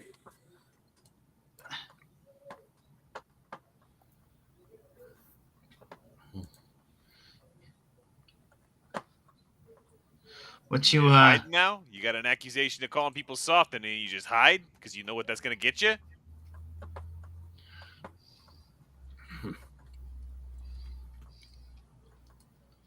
Frankie, I don't know if we need to be tangling with no orcs right now. Tangle? Who's tangling? What are they doing down here? Are you delving the barrows? What are you doing?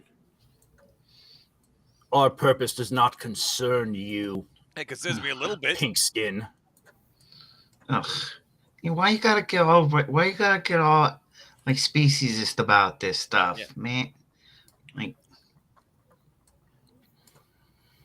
that's I said it right? Speciesist? Did I say it right? No, that's totally right. Yeah. See the two green guys right here. Right? Seems a little unfair. Yeah, they are definitely maintaining positions. Give me one more round of perception checks real quick, guys.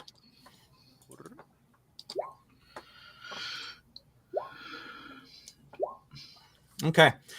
Frankie, you hear some kind of odd, almost like chanting in a tongue that you don't understand that seems to be coming from down there, except that there's no articulation. It almost sounds like a weird sing-song kind of moan. And you also hear a pause and then the rattling of something and then slamming on something like a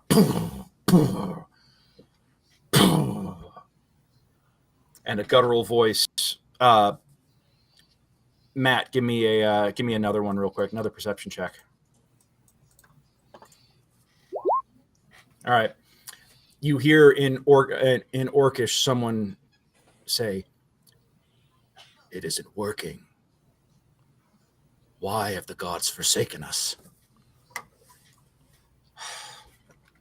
Oh, your trust must have their due. They're doing some kind of ritual down there, Frankie.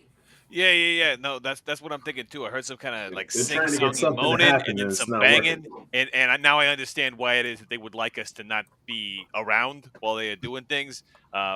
Whatever their ritual is, I'm sure they want privacy of some kind.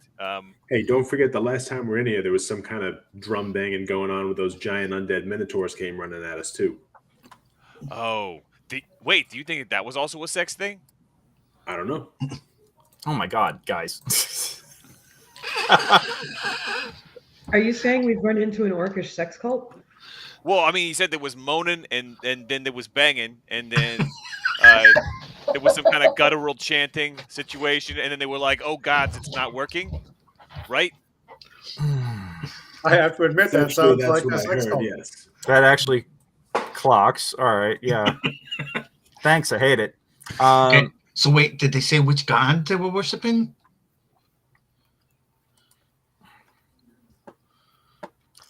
Who wanted their due? Yeah, Yiso? What does that?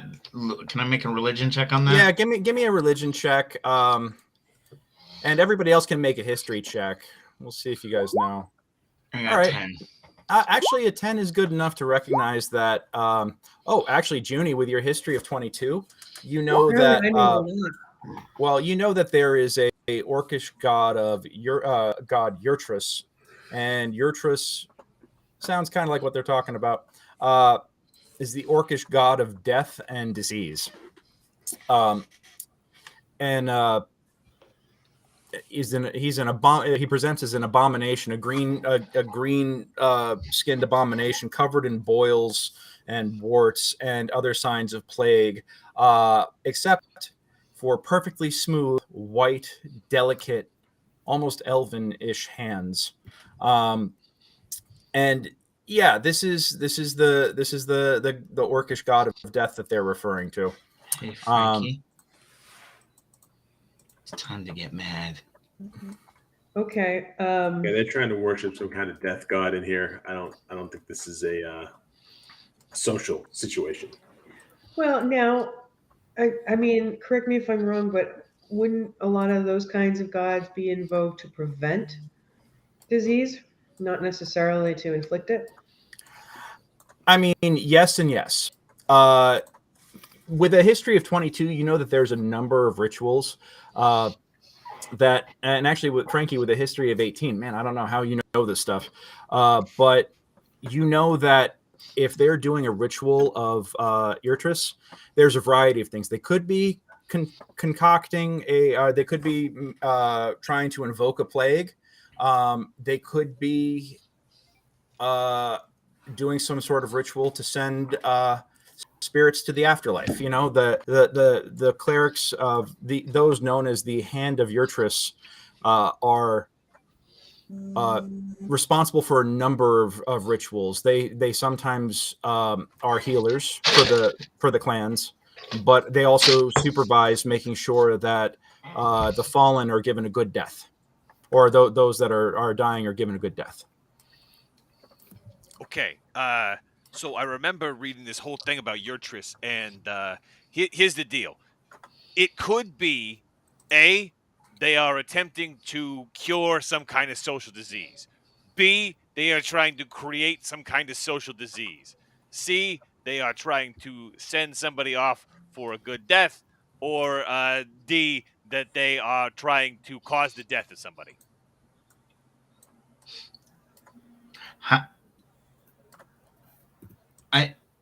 I don't know what to do, Frankie. Yeah, I feel like we need more context. Like with the many possibilities of them either are trying to inflict disease or cure disease, or be nice to people who are dead versus doing something not so good to make somebody dead.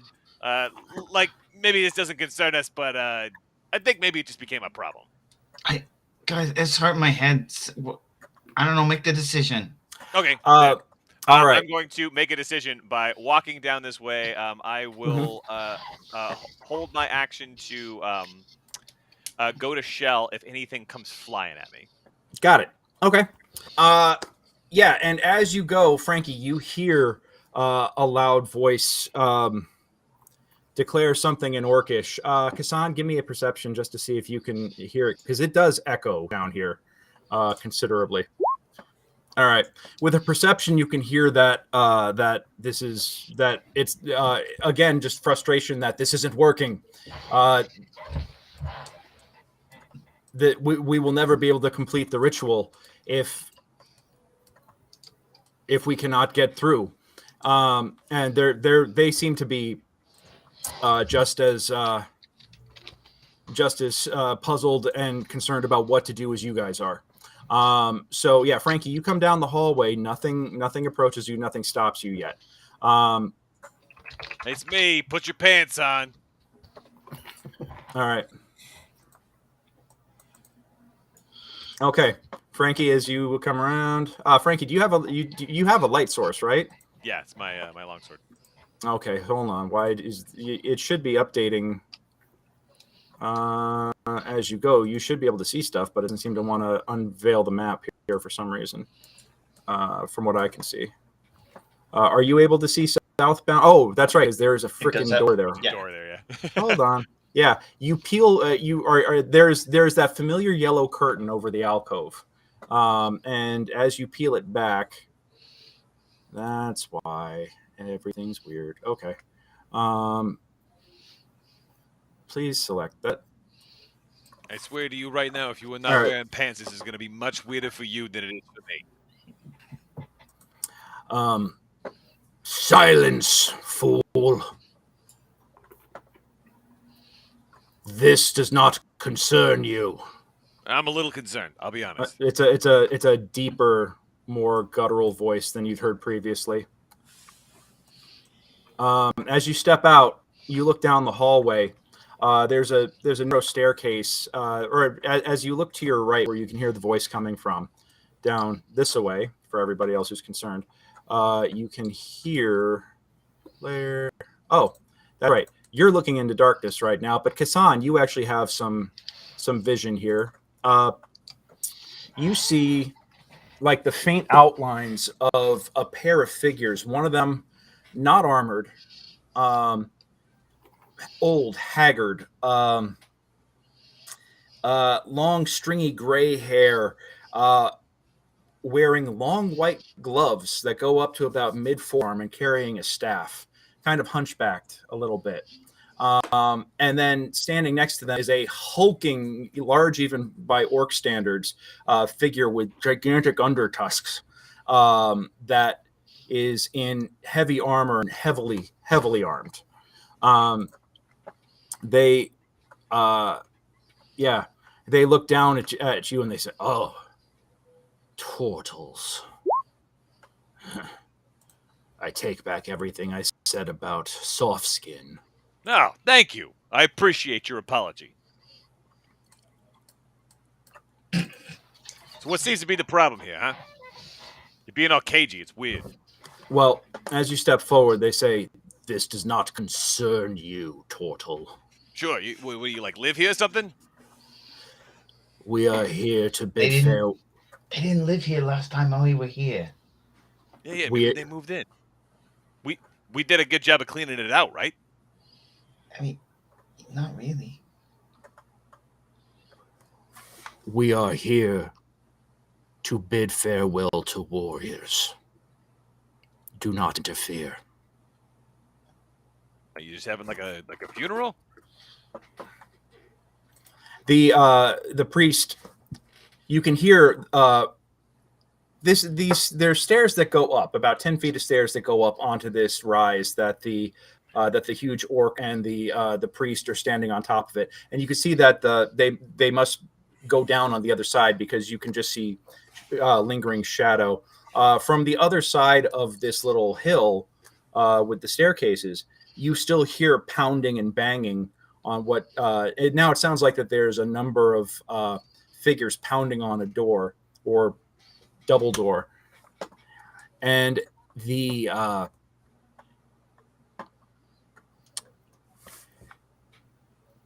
orc kind of looks back and forth between you guys and and what's going on behind him. Give me a round of insight checks. I don't think their warriors are dead yet for a funeral.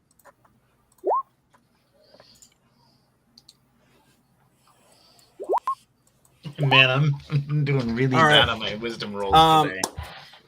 Yeah, as you guys have vision, or as you guys are looking at this, you can see that he's got an expression of growing concern on his face as he's trying to figure out why this isn't working out as it was supposed to. Like it's a very strange thing,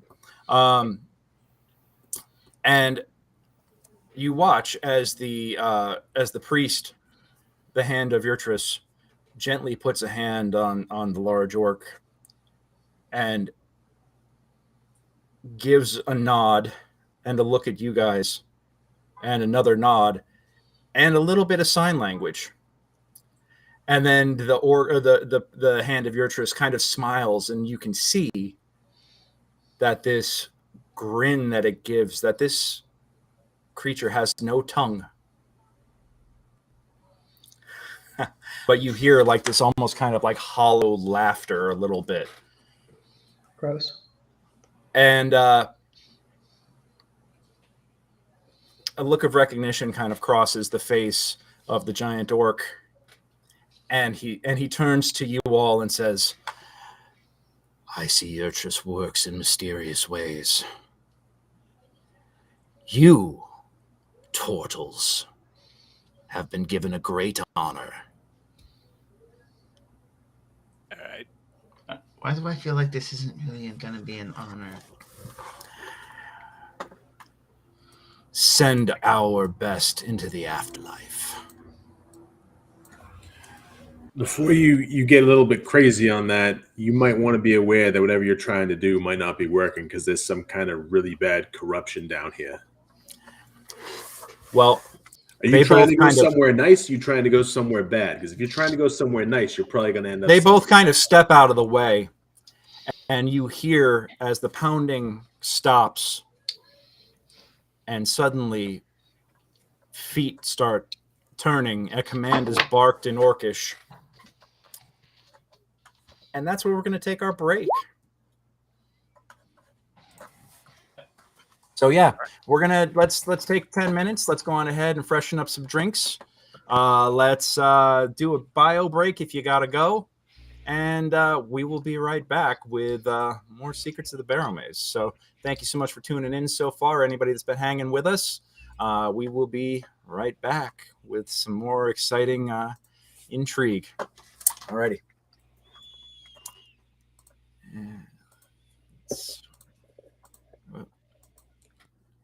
And yep, let me get my 10-minute countdown here. I should have had this prepared sooner, but here we go. Alrighty. We'll be right back.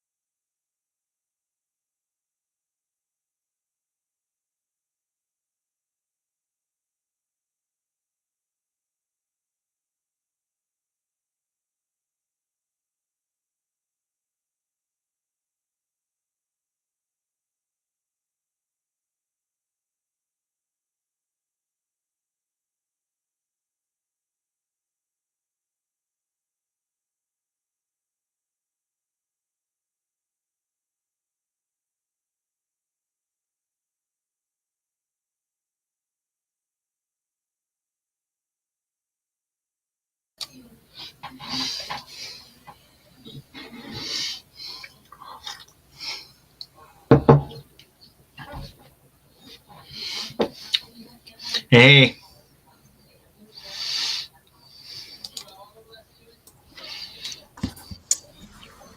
So Miss Miranda has decided to join the stream here, and now she's just hanging out. Hello, Miss Miranda. Is she a princess kitty or is she an empress kitty? Oh, she is most definitely the empress of this household. Mm-hmm. So yeah. Does she walk around calling you slave? Oh, there's Princess Leia right there. Yep, there's a puppy. Yep, there's a pupper. Yeah, it's puppers and kittens. It's time. It's time for the pet show. Yeah, go for it, puppers. Yep. Okay, there you go. Let me degoop the kitten. All right, there we go. You've been properly degooped. You know that's like quality streaming content right there. Is degooping cats, man. So. I feel like the whole pandemic has made it so that we're super interested anytime someone's pet shows up. Yeah. Yeah. It's like it's like an important part of the week.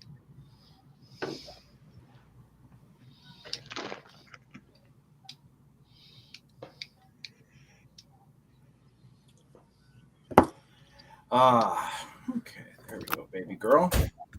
And she's going to be here for a while, I think. So, all right. Just so you know, I have been on my little notepad on the side here, making the lyrics to that Barrow number 12 to the tune of Love Potion number 9.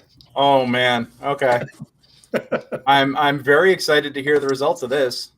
Yeah, I'm not going to sing it. All right. I'm literally never going to get to go through that south door by that statue. It's just never going to happen. I'm never going to get to go through that door. Did you guys peat on that, or did Matt peat on that? We peat on that. Okay, cool. Nate, Tara is very proud of you. Thanks. It's like I'm not a bard, so I don't get to sing.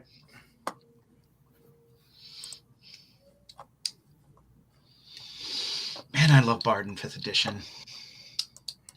I love Bard in 5th edition. I hated Bard in every other edition. It is legit a lot of fun. Like, And I didn't man, realize how much fun it was going to be. I really enjoyed it. I think it's the best class. I mean, Cleric is overpowered, people say, but man, is Bard just like everything your party needs. If you had a party of only 5 bards, you're doing great. Like, just what do you got? Well, I'm a Valor Bard. I'm a Sword Bard. Well, okay, we got tank and DPS right there. What about you? Oh, I'm just a couple of lore bards. All right, but that one's a healer and that one's a, that one, hurls fireballs. Lore is fun. Like, it's not as flashy as some of the other ones, but you get a lot of fun, like, RP stuff. Mm-hmm. Well, just the extra skills. Oh, God, the skills, man. And then secrets. I got Aura of Vitality 3 levels before any paladin could. Oh, man. And it's like, and if you take a 1-level dip in Cleric, then you get the bonus healing. But, the bard I played was a staunch atheist. Which was weird because we were doing Rime of the Frost mating, and I got to literally meet the avatar of a goddess a couple of times. And being a staunch atheist, well, I guess a D&D atheist is more, I believe you exist, I understand that, but I have no respect for you whatsoever. Yeah, I think in D&D there's a difference between believing that a god exists and worshiping that god. Yeah. Yeah, it's kind of tough to deny the existence of a pantheon in this game when they are very much like the Greek gods and take a very active interest in things. So because the atheism kind of taking the form of, yeah, I see that you're there, but I'm not interested in worshiping you or giving you my prayer energy. Yeah, atheist is more like, I'm not into your I don't like your philosophies. Yeah. It's like, thank you, next. Mm-hmm. But with all my secrets, they were all paladin spells I took. I love it. And so it was the storyline was basically I was getting some help from a god on the DL, like even though I didn't want it. All right. Well, let's go ahead and bring it on back. All right. So Yeah. Let's roll some initiative, y'all. Did you see my message right before we? In the private chat or No, the 2020. roll 20. Yeah. Oh, you're ready to typed it out roll? fast. Yeah, that's okay. I typed it out fast because I knew we were about to go on break or something. I knew it was too good to be true. Having all these semi-decent rolls.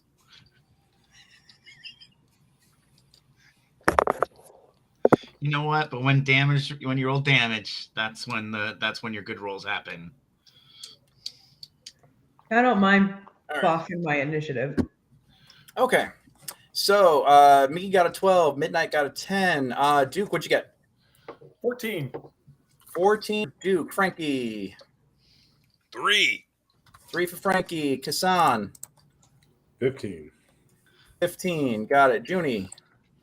Also 12. Got a 12 as well. All right. Fantastic. My All dex right, is so that 16. It matters. Okay, yeah, I think you're going to, according to Roll20, you're going to go before Miggy. Whoop. Why is my phone literally voice to texting everything I'm saying? Let me delete that real quick and turn this off and get this out of the way. All right, Kassan, you are first to act. You see them step back, and you suddenly hear feet heading in your direction from over eyes. What do you want to do? Well, good question. Does it sound like several pairs of feet rushing at us or just walking at us? Is it an urgent, aggressive foot sound? It sounds like that there could be I would say, yeah, you're hearing things turn and start moving at you. Yeah. I don't know how aggressive it is yet, but it could be getting there. As a matter of fact, you actually you do hear the lead orc kind of call out in Orcish, "Go forth, friends. We have found your noble death." All right. I will say to the party, they're coming to fight. And I'm going to move forward 5 feet here. Okay. And I'll go another 5. I'll move 10 feet. Mm-hmm. And I will hold my attack for when one of them get in range. Copy that. All right. That would mean Duke is next. All right, I'm going to move up 5, 10, 15, 20, 25, 30. The farthest I can get is right here. All right. And then I will, if I can see something charge up hostilely, I will shoot it. Okay. Do I get my bonus action if I do that as well, or? Not on a ready action. All right. Then yeah, I'll just shoot it. Okay. So, as you hear that, it is now. Yes. Miranda, don't walk on the keyboard, sweetie. Don't. The joys of pets.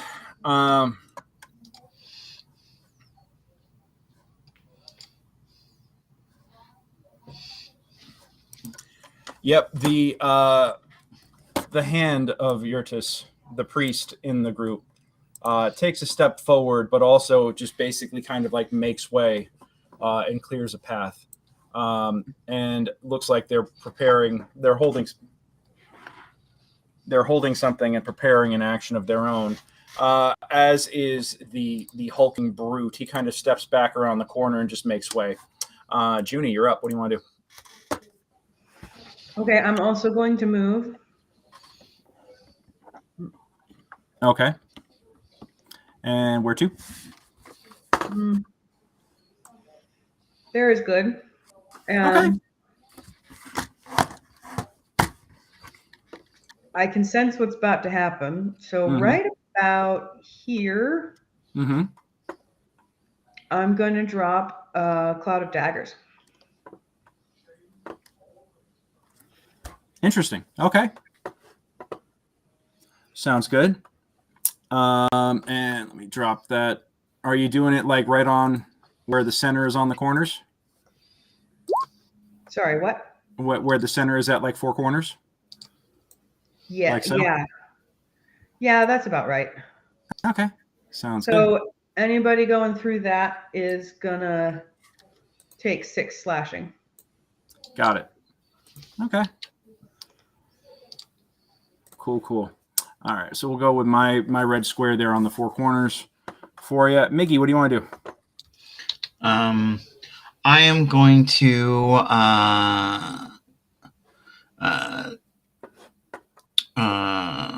use my bonus action to drop a spiritual weapon right here. Okay. And bonk the priest. Oh, you're going to attack the priest. It's my target. That's, Okay, hold on. You know what? I got something fancy just for this. Spells.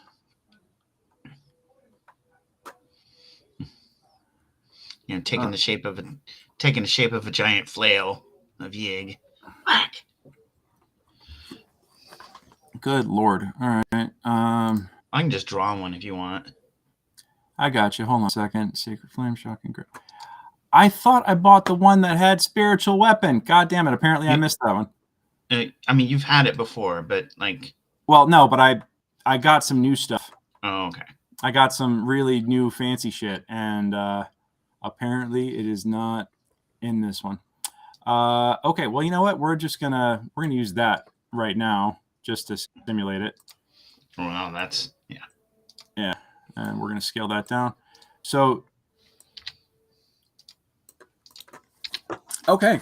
So yeah, now you're going to use that to attack the priest? Yep. Let me hit the cast button here. Sorry. And then we'll figure out if I hit or not.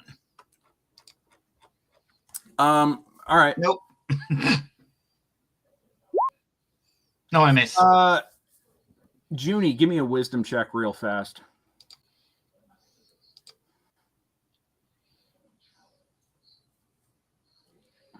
Oh, that would be good damage roll too.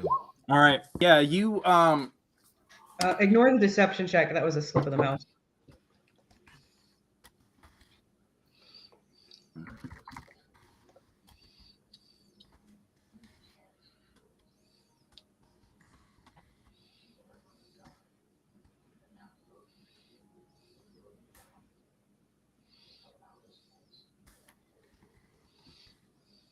Bueller? And okay, there you go. I just messaged you. Yeah. And my action is to ready Ebola in case something plows through the daggers to chuck it at them. Okay. I'm going to say to Miggy, the priest is not our enemy here. Yeah, a little too late for that. Well, yeah. The priest looks stunned at the idea that anyone would kind of like take a swing at it, and it takes it is like kind of blown away, and the leader of the group just looks about and is like and is very, very, very angry at the fact that anybody has immediately attacked them. Classic Miggy. Yep, and it barks out an order, and basically, Kassan, you hear him yell. You hear him yell basically an insult against all of you and your parentage, and says, "These scum deserve not to live. We shall feast on their bones. Everyone attack!" And at that point, yeah, now it's on to these guys. Give me a strength check real quick, Miggy. Kassan, I want to know how hard that door got pitoned.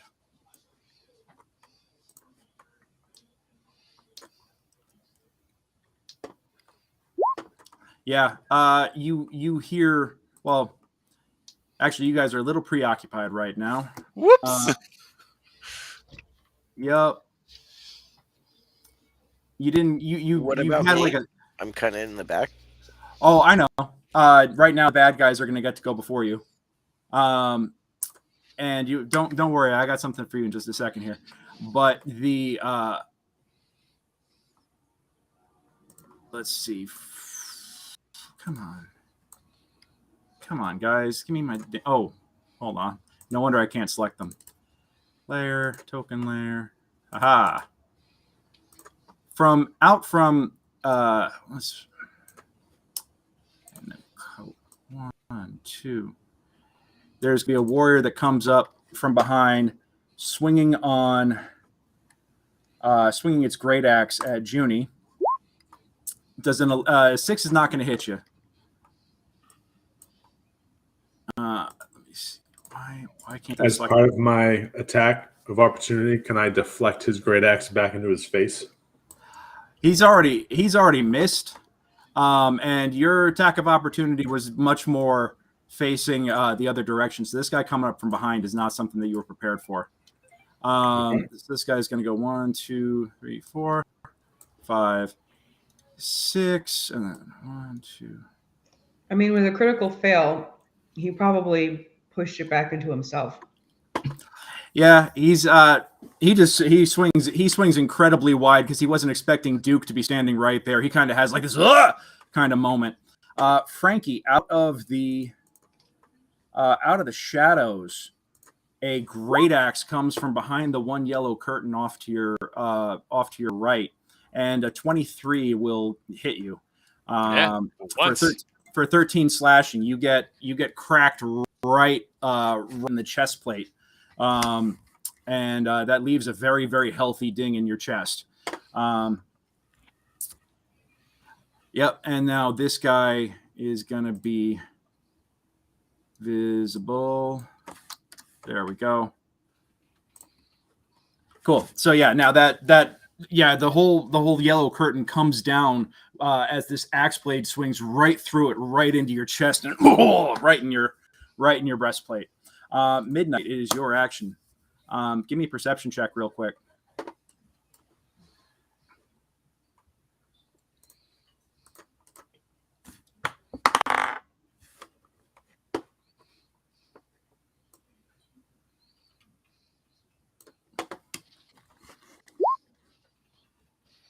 Yep, you hear from behind an orc, and you turn around as another orc warrior comes rounding the corner, and it sees you as you see it.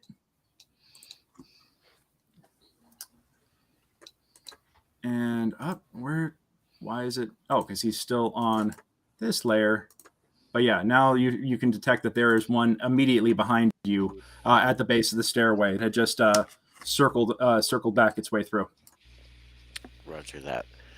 I'm going to try to move in behind our squad. And okay. As I move through there, I think I'm going to try to throw some fire right between myself, one of the alchemist potions, right at the back of that hallway, so that if the orc tries to run through, it'll have to run through the fire. Got it. Okay. So yeah, just go ahead, and when you drop it, give me just a ranged spell attack or a ranged attack just to see if you land it right where you want it to. It's not too far, so the DC isn't going to be terribly high. Gotcha. Oh, sugar. I'm saying ranged. My apologies. On a hit. Oh, I hit unarmed. My bad. It's all good. It is all good. Let's see what we got here. Okay, so unarmed. You know what? That's good enough. We'll do a 14. And we're ping for me where you want to place it.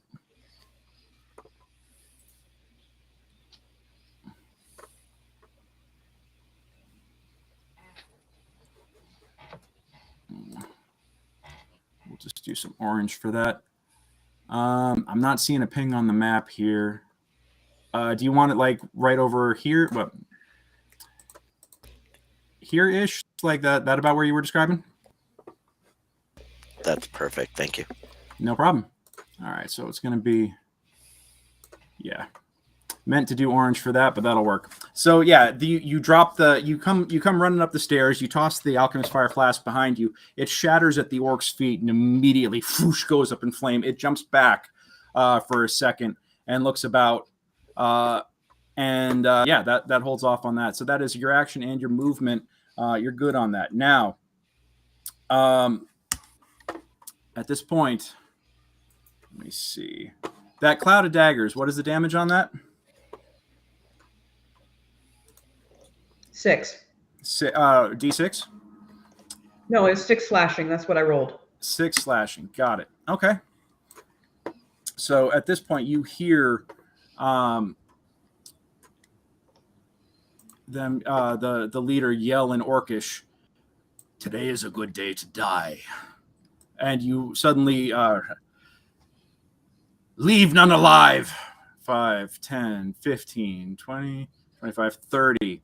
And you see coming up over the hill, and these guys are all these guys go through the cloud of daggers without even flinching. They almost kind of revel in the pain and the destruction. These are big creatures. They are clearly muscled like warriors, but they all have a variety of wounds. Some of them are missing limbs. Some of them are missing. They are clearly no longer in their prime. They are wearing loincloths. Some of them seem to be sick. Actually, all of them seem to be sick and also have wounds from battle that would make it difficult for them to continue on in a meaningful way to contribute to the clan. So that's okay. I'm sorry, just fixing one little thing as I'm talking here. But they are not armored and they are not armed. But they also seem to bear the same infection of the inflamed bubbles and boils and other skin conditions that you would expect those on their way to meet Urtris. So they come up, and we're going to have 2 come swinging in on Frank. Well, we're going to have that, and then we're going to have that. Because as a bonus action, before they get close. That's fine. Go ahead and roll it. All right, let's see what we I missed with my bola. No worries. 10. A 10 hits. All right. 13 slashing. 13 slashing. Okay, got it on this front guy up here. So 13 puts him at 11. These guys start out with 30 hit points, and they have an AC of 9, just so you guys know. Now they're going to come on through. They've maxed out their movement, but they have a bonus action called aggressive, which they can move up. They can take an additional movement up to its speed, up towards a hostile creature that it can see. So they're going to come up and just start dogpiling on you guys. And we're going to have one on Hassan. That's going to miss. We're going to have one on Frankie. And Frankie, I think that's a miss on you, right? Yep. All right. And then we're going to have one more on Frankie. Miss. All right. And cool. Then they took their full move, so I can't cycle them out this round. Okay, not a problem. Next round we will do that if they make it that long. So that's going to be that for these guys. And Franco, you're up. Now I'm mad. All right. And Kassan, you're on deck. So here we go, doing that, doing my rage thing, rolling my thing here. 7. Flowers and vines temporarily grow around you. Until your rage ends, the ground within 15 feet of you is difficult terrain for your enemies. Great. Okay, so we'll take that inner orb that I see here, as that's 15 feet for you. So these guys now have to move in difficult terrain. Awesome. All right. Well, now let's hack up somebody too. And I'm gonna go for the orc that put an axe in my chest. That seems very unkind. Yeah. Ooh, and I don't have any inspiration, so just not gonna roll work the this one time.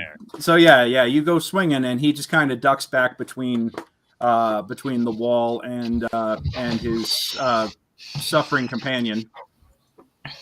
Do you want to take any movement? I mean, not that you have much in the way of moving ability at the moment, but Can't go nowhere. So copy that. Right now I'm doing I living my best life with that. So Okay. Oh, I should have used stupid reckless attacks. I always forget about that. No worries. Next time. Kassan, you're up. I'll follow up my attack on the one directly in front of me. Okay. 16 to hit. That hits. 13 damage. 13 damage. Okay. You hit this one, and your glaive, you shorthand your glaive, and you just go right into its belly. And the first thing that you notice is that you know what orc blood looks like. It's black. This comes out, first off, the odor that comes as you pierce into this thing's belly is nauseating to a ridiculous degree. And you feel your stomach turn as you see not just blood, but green bile. And the wound also seems to rupture a little bit as gas from its bloated belly expands out. Before you know it, it kind of seizes, and you see its eyes roll back almost in ecstasy, and then it literally pops like a balloon. I need Frankie, I need you, Kassan, and Miggy and Junie. I need you all to make Constitution saves, please. Con save. All right, cool. Now we're talking. Con save, man. 10. Come on. All right. Oh no, Jesus. 4. All right. Let me see.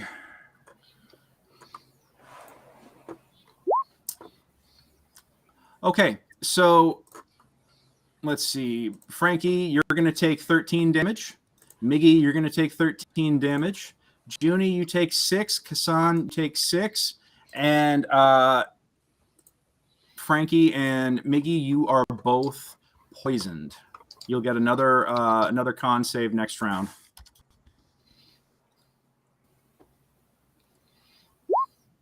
All right. Okay. And okay. We're going to put that on Frankie. And then I'm going to put another one on. There's my other one. I'm going to put that one right there. Cool. Did that damage affect the other ones around it when it exploded? Give me 1 second because I'm going to roll those saves right now. Let's see. 1, 4.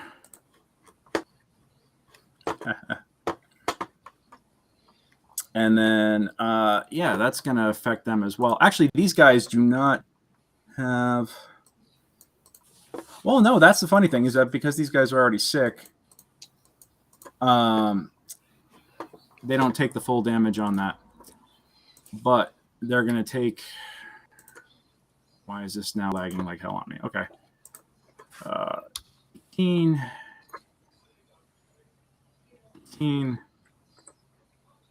Poison. Poison. We're going to move those real quick just so I can get access down to here. This one is the dead one. This one is a 18. And got it. All right. And because these guys are already infected, they don't wind up with the poisoned status. Okay. So that's it for Kassan. What do you want to do? Okay, first off, bonus Wait a action. minute. I'm sorry. Oh, What else did you have, Kasan? I have a follow-up Polearm Master attack. Oh, that's right, you do. Okay, go for it. And I will go for the one directly in front of me here. This guy. Okay. An attack, 25. That's a hit. It's going to take 8 bludgeoning. Got it. All right. And then I'll move back 5 feet. Got it. All right. I like these animated tokens. The problem is that I can't select the damn... Can't click through them. I can't click through them. And they've got a very, very wide footprint with that animation, let me tell you. But they are handy. Just push them to the back. Right-click it and do send to back, and then that'll solve it. Yeah. See, you're a genius. I knew I kept you around for some reason. All right. Cool. All right. Duke, what do you want to do? Okay, I'm going to first, for my bonus action, I'm going to cast Hail of Thorns. Okay. And then that takes effect on my next time I hit someone. Mm-hmm. And so I like to shoot at that guy right there. Which one? Right here next to behind the dead one. Got it. Okay. And so what's the AC on him? 9. Oh, this would be fun. Okay. And so heavy crossbow. That's a hit. 22. All right, so here we go. For the regular damage, the first arrow is this. Yep. 9. And then roll 1d10. Oh, that's that's all of enough. them. I'd say all of them need to make a dexterity save, and they take 3 damage. Okay. On a failed, they take. I don't know if you roll up or down. All right. Well, that one, the one that you initially shot, failed. The next one fails. The next one fails, and the next one fails. So these guys are all going to take an additional 3 points of damage. Yep. Okay. I need a dex save from Frankie and from Miggy with disadvantage, please. It doesn't hit them if that's what you're doing. No, I'm aware of that. Oh, okay. The other guy died and he's exploding. The next one explodes. Oh, okay. Yep. Was it dex or a constitution save? Well, con save, pardon me.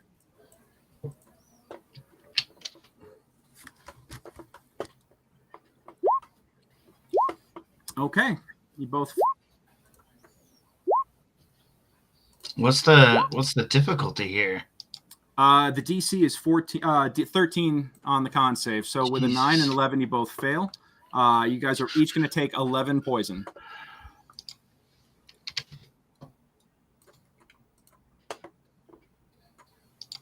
All right. So that's it for Duke. The hand at this point steps out and steps away, and is going to. Oh, that's touch.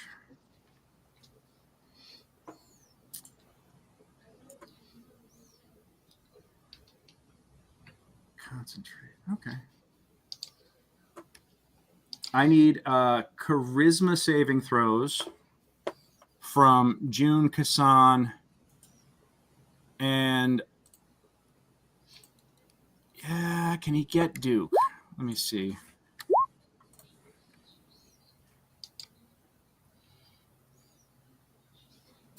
Yeah, I don't think he's got range on Duke right there, so we're gonna do 1, 2, 3, 4, 5, 6. You know what? He's actually, instead of going here, he's going to go 1, 2. He's going to come up behind. He'll take the 6 damage gleefully as he goes through. And he's going to go, yeah, Kasan. And at that point, he'll have range on Duke as well. So, Duke, give me your.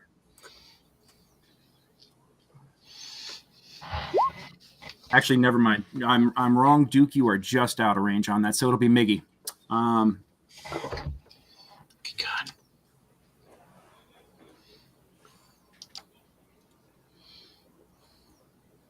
And wow, you all.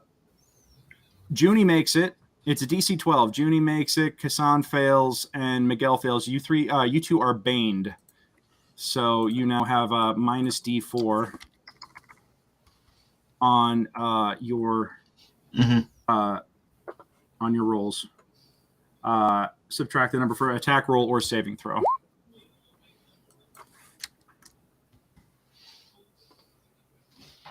And we're going to do that one. Kassan, bring that to the back. And damn, Miggy, it's a tough day.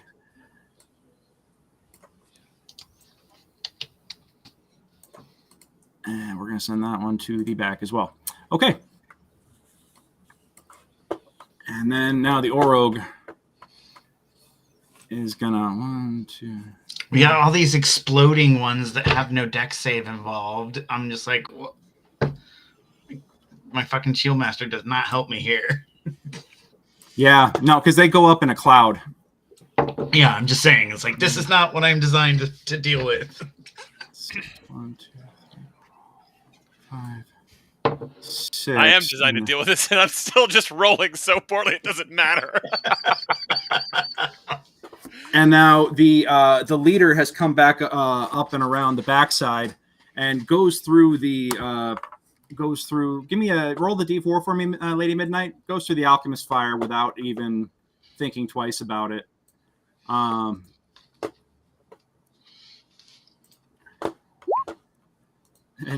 doesn't even realize it, but its feet are on fire as it goes, and he's going to take 3 points of damage to start. And he's going to continue to take that damage. Oh, is it 2d4? Okay, so it'll be... But now the leader is going to come up and go... Oh, Jesus. Oh, my God. Okay. Well, it's going to hit you. It's going to hit you with a 25 for 13 on the first attack. And that's actually going to be enough right there. He's not going to take that second attack because I think Lady Midnight is down on the first shot. So he's not going to take that second attack. He's going to hold off on it and get ready to keep going after everybody else in a moment here. Junie, you are up. All right, this guy behind me is going to get a shocking grasp. Okay. That's oh my God, that's a crit. That's awesome. Okay. What is it the shocking? Yeah, what is it the shocking grasp does? It's a touch, and it's lightning damage. And there's no DC. You just take it. And I also lose my reaction, as I recall. And can't take reaction until the next turn. Got it. Yep. So you're gonna hit him. You're gonna hit him for so D8 plus. So 4 you're gonna plus hit him for crit 3. Yeah, so that'll be 12. No, because you take the full with. Oh, that's the other thing is midnight with our game. You just add on a full hit dice of damage for critical hits, make them a little deadlier there. So that's 12 points of damage right out the gate. This guy gets zoided pretty hard, and he is wearing. Oh, this guy is wearing hide, so he does not take the. Does not get the double damage automatically on that. That's fine. Okay. Do you want to move or do anything like that? Well, he doesn't have a reaction. Correct. So I couldn't I? Yeah, you could. Yeah, I'm going to move over here. I can still engage, but I'm just like a little out of the crowd way. Okay. Sounds good. All right, so you've kind of gotten out of the way. All right. And that's your move and that's your action. Miguel, you're up. Okay, I'm going to use my free item interaction to pull out from my pouch the Kogon's. I can't say that word. Call Haynes. Kagadam's ointment. Yep. And I'm going to apply some with my bonus action to Frankie. Yeah, Cultum's ointment. Yeah. Yep. Okay. So that's going to be 2d8 plus 2, and you are cured of poison and disease at this point. So that's 11 hit points back. Thank you. Oh, damn. And I should have triggered my necklace on that spell from the orc priest there. What trigger your necklace? Remind me of what? Oh yeah, which I just did. Didn't think about it, but now you'll remember it for next time. Okay. So Well, I mean, it's not. Okay. Well, I don't physically activate it. It's just a static effect. Yeah. And it's a 17 or better to basically negate the magic. I just rolled it for you, and I got a 4, so it would have gone off anyway. I don't roll that. Well, if you want to roll it, go right on ahead. But did you? Oh, that's right, because we're talking about Bane here. Yeah, go on ahead and roll it. I did. Oh, what'd you get? 18. 18. All right, then you know what? We will negate the Bane. And then I'm going to move over here where I'm at and pop a healing word on midnight. Okay. No, sorry, not healing word. Not that. Sorry. I'm going to pop aid. Okay. So everybody gets +5 maximum and current temp hit points. Okay, so in that case, everybody, you get 5 more, and that actually does bring Lady Midnight back into consciousness. Correct. I mean, she's right in Orc's face, but I only have so many things I can do. That's fair. Okay. I can't. I also feel kind of bad that I just rolled so well on that attack, but that was the dice are what they are. That's the other thing, is that I do all my rolls in the open in a West Marches campaign, so the dice do what the dice do. This is not me fudging anything. All right, so Miggy, that's your action, that's your move, that's your bonus action, and you did not do anything trigger Bane, so well done. Okay, this guy is looking at Frankie, and he needed to roll for the poison as well. Let me see. And he's going to take 6 on that and also be poisoned by his own guys because, that's how it goes sometimes. They're into that. I mean, no shaming anybody here for what they're into, okay? No, I mean, these guys are a little nergly. They're these are no good. I'm going to shame them. Yeah. All right. Well, he's going to swing at, and he's going to miss completely because he is poisoned. So he's going to, still, that second roll, it would have been the 8 either way, but I was just checking to see if he wound up crit botching. So let me grab the poisoned. Oop. And no, I'm putting you back in a second. Hold on. I got shoved in the corner. Nobody puts Miggy in the corner. Everybody puts Miggy in a corner. All right, there you go. That's so true. Yeah. Okay. And now he's going to get a con save at the end of his turn to see. Oh, by the way, Miggy, you get another con save to see if you can shake off the poison. Yeah. Even with my Bane, that's going to be a success. Well, give me one more. Oh, yeah, no, it will be. That's right, because that's not disadvantage. It's just -4. So roll the -4 just to be official. But yeah, you're gonna shake it off. Sure, it was a -3. -3. Okay, well, still, you managed to get around it. Great. Okay. So now we have you are baned. That is your active condition right now. Yeah, but Bane isn't a thing. That's true. Be so much more convenient if it was. Right? Okay. That's it for that guy. Next up, this guy is going to turn around and just be like, He's in a target-rich environment. We're going to go 1, 2, 3. I'm going to roll a d6. On a 1, 2, he goes after Kassan. Okay, yeah, that works. So he's going to swing at Kassan because that's the first thing that he sees after he kind of gets his head back. And he's going to just miss. He's going to whiff completely. Holy crap. Didn't get his head back that much. Didn't get his head back that much. No, he did not. And then the third guy is now going to make a dex save to see if he can avoid catching fire. He's going to come charging through 2, 3, 5, 6. He's going to take the 2d4. Midnight, if you want to roll a 2d4 for me.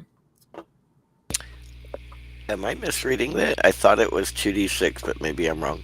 I think on Alchemist Fire 5e. Actually, technically, it's 1d4. So, yeah, on a hit, the target takes 1d4 fire damage. But he actually does fail the save, so he's going to wind up like it's going to cling to him, and his legs are actually catching on fire as he goes. He's trying to do the berserker thing, like I'm too tough for this shit, but he's on fire now. He may also be the potential recipient of a glaive to the face. Yep. Well, he thinks that Midnight is down at the moment, so he's not terribly worried about her. Midnight, do you want to take a opportunity attack from below as he goes by, or do you want to? Absolutely. I'll take the opportunity attack, please. Go for it.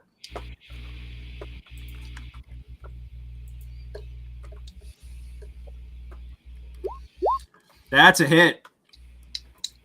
All right, roll that beautiful beam footage. Let's get some damage up in here. Sorry, I rolled twice. What the hell? It's all good. Are you doing one-handed or two-handed?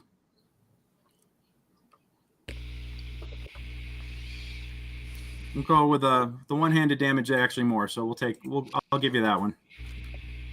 So you swing up as it goes by, and you just like hack at the back of its leg as he goes, and he's already like his feet are already on fire. The funny thing is that the giant orc doesn't really notice this. I literally just botched the perception check to see if he sees that. As he's looking about and surveying the rest of the battlefield. So he does not notice you. But still, this guy is going to turn around and swing at Duke. He gets one more opportunity attack moving into that square. Okay, go on ahead and hit him. That's a miss. I'm gonna send you my inspiration to redo that. That's a hit. A little bit better. All right. 12 slashing. Fuck you. Yeah. All right. Welcome, Duke. Yeah. He literally is all set. He's literally bringing the axe down on Duke as this glaive comes out of nowhere and just decapitates the dude. And just like thump, thump, thump, thump, thump. Head just goes rolling down the stairway. As I yell, Kassan! Yep. Kassan turns and gets him. Yeah. Yep. Yep. God damn it. All right. Nicely done. Okay. So that guy is totally dead. He's not even mostly dead. He's totally dead. Oh my God. All right. Midnight, it is your action. You have the leader at your you are at the feet of the leader right now. It has not noticed you. He's too busy getting actually hit with the head of his ally to notice that you actually just reached up and stabbed him. The one that just got beheaded. So Kassan's glaive beheads the guy, and the head flies back and smacks the giant orc in the face. The Orog, actually, if we want to be like technical about it, and pedantic. Well, I don't know what an Orog is. I thought that was his name. Nope, that is they're bigger, meaner orcs. I will take an attempt to slash. Well, can I stand up and then attack? Yep, you can take half your movement and attack. Absolutely. Perfect. And as I do that, I'll try to position myself between the orc and the team, just to more in the center, just to protect. All right. Okay. Hardcore paladin. I like it. Hardcore paladin. I love it. All right. Yeah. This is you versus Lurtz right here. you swing your longsword, and it clangs off this creature's heavy armor. He just kind of like he kind of just takes it and kind of right in your face, and you could just smell like decay. And he just looks at you with no fear in his eyes as you bounce your sword off of his plate mail. And he laughs and he's like, "I like you." Midnight will give you peace, fell beast.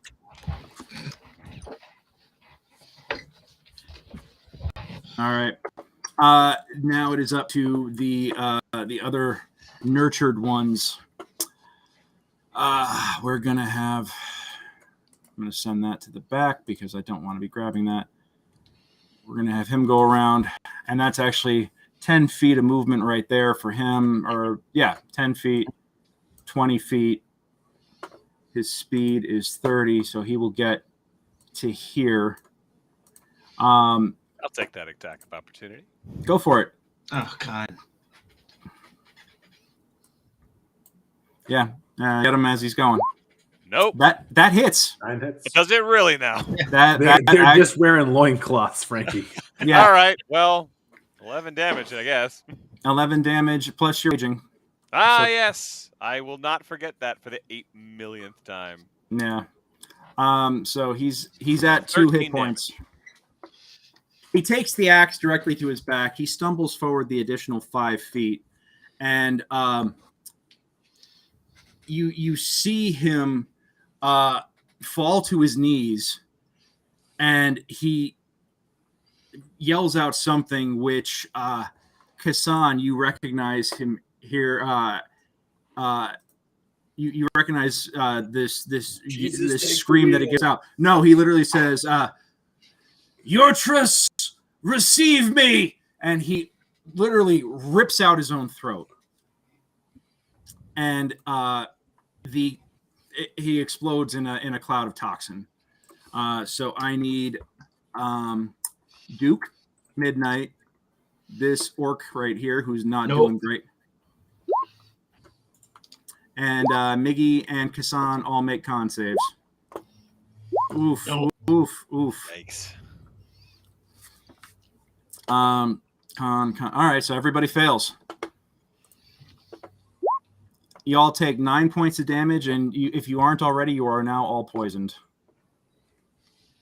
I'm down. Down.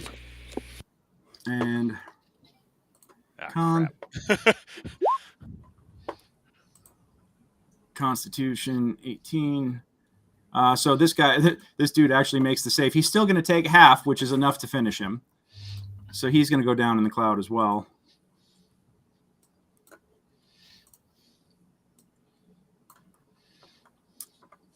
All right. So that's everybody except Junie and Frankie are down again from the looks of it. Yeah.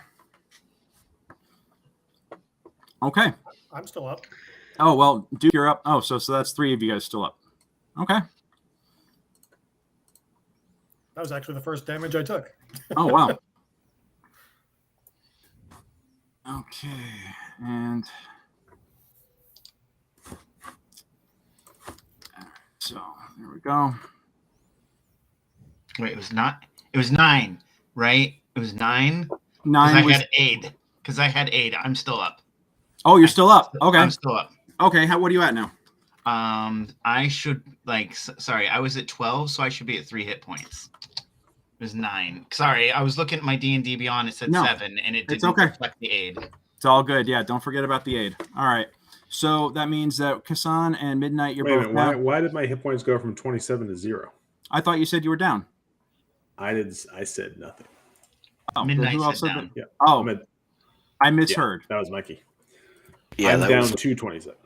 Got it. You're down 227. Okay, and you are also poisoned. Yes. I misheard. My apologies. And anti-spinny token for you. And 1 for Miggy. The unconscious ones won't get it. And then 1 for Duke. Because, man, rolls are tough tonight. Okay. Well, that's actually not as bad as it could be. But now the other two. One is going to come up. And then the other one is going to 5, 10.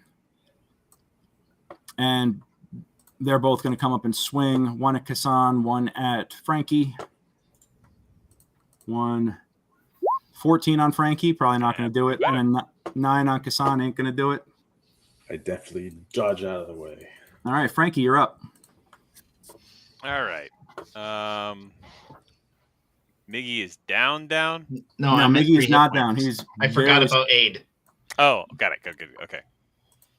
Then I'm gonna keep on keeping on. Let's attack this orc. Okay. Go for it. Let's do a reckless attack this time. Yeah, I was gonna remind you if you did. Thank you. 16. That's a hit. So 14. So he should Plus be rage gone. damage. Rage damage. Yeah, 16 points with rage damage. Ah, yeah, that's right. Yep, he was at 13. Okay, give me a con save. All right. Oh, that's fine. 12. DC 13. Dag. All right. But you know what? It hits the orc next to me. So Okay, well you're gonna take 16 points, and poisoned again. no, the guy next to you, who thinks he's so tough, also fails, and he's gonna take 16. This guy just straight up frickin' expires. He's killing his own men, but then again, these guys are all death cultists, so you're really kind of giving them exactly what they want. Combo breaker. Combo. Hey, give combo an audience breaker. what they want, right? Pretty much. This guy is toast. All right. And now that he's dead, that moves there. Okay. And that's it for Frankie. So, Kassan, you're up. Okay. All right. Don't you dare kill that guy. Yeah, I'm not looking to do that. So I'm going to move up and around. So 5, 10, 15. Okay. So you do not trigger the attack of opportunity. Sweet. 20, Now you do. 25. The dude, Yeah. yeah, why can't I scroll and find him? Here we go. He's going to get a shot on you. 22 will get you. Yep. You're going to take 5 slashing in the back and then 1 necrotic, and your hit point maximum goes down by 1. Okay. Permanently or? Permanently, yes. Damn. Okay. Yep.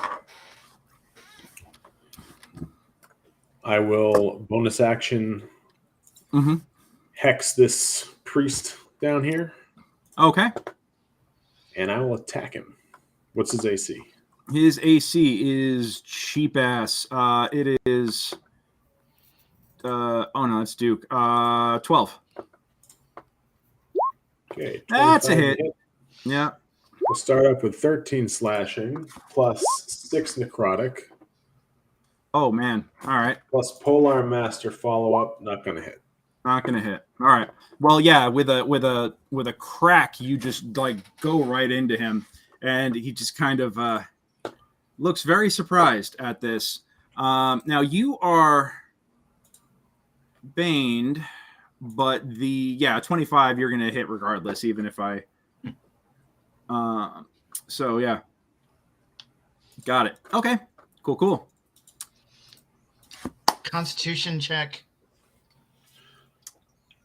Oh yeah, send a Constitution check just to see if you're still. Coming up.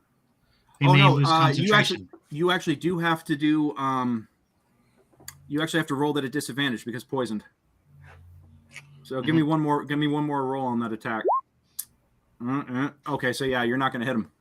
And the priest has to roll a Constitution check because he may lose concentration. Well, he didn't actually take damage. Yeah, he actually did. But I have to roll a Constitution check to see if I shake off the poison. Yeah. Yep. Yes, you do. Yep, you do successfully shake off the poison. The DC is 12, so yeah, you successfully shake off the poison. All right, Duke, it is your turn. All right, do I make a Constitution to get rid of the poison here, or at the end of your turn?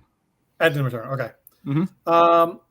In the meantime, Midnight is at your feet, bleeding out. Miggy is to your left, looking really rough, and you still have one of these explodey guys ready to explode next to a Frankie who's looking really, really rough.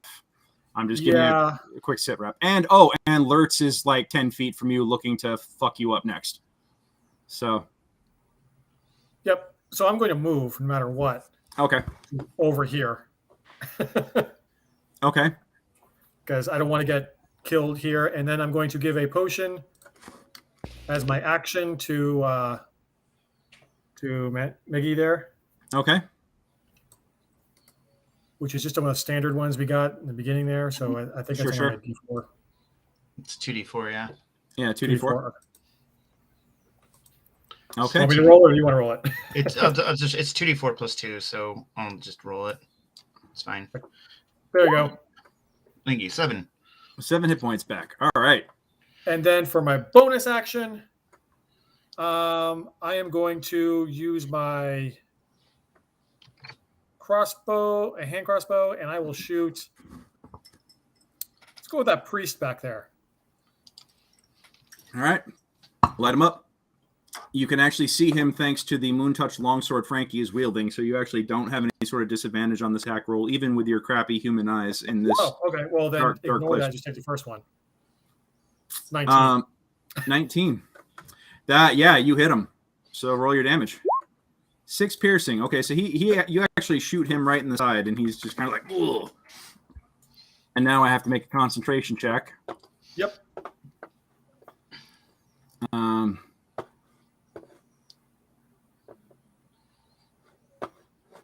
Okay. And that's just a concentration check. Hold on. Okay. Come on. Everything is lagging so hard right now.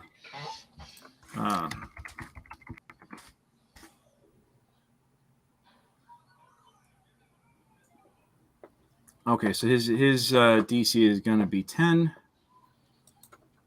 For fuck's sake. And he's going to fail, so the Bane goes away. Yes! Yay! All right, so whoever's got Bane, you no longer are Bane. By the way, Duke, you can now do your con save. Great. I'm going to do my con save, and hopefully I am no longer poisoned. I want to say DC is 14. Oh, yeah, you make it. All right, cool, done. You shake off the poison. Okay. So that is now it is up to the priest. The priest is going to reach out and touch someone. Let me see. 12 is not going to hit Kassan, right? Correct. Okay, great. Oh, Miggy, is your spiritual weapon still up? Yeah. Okay. Just checking. I know it can't. I can't change targets. Yeah. Oh, it would have kept attacking, wouldn't it have? It would have. Yeah. Yeah. So it should have done that. Sorry. It's okay. We're gonna just say that you've been distracted so much that you aren't able to. Or I've just continued to miss. That I've just been rolling shit. Yeah. That we'll say that it's like very much not worried about. Yeah. Whatever it is you could do. Okay.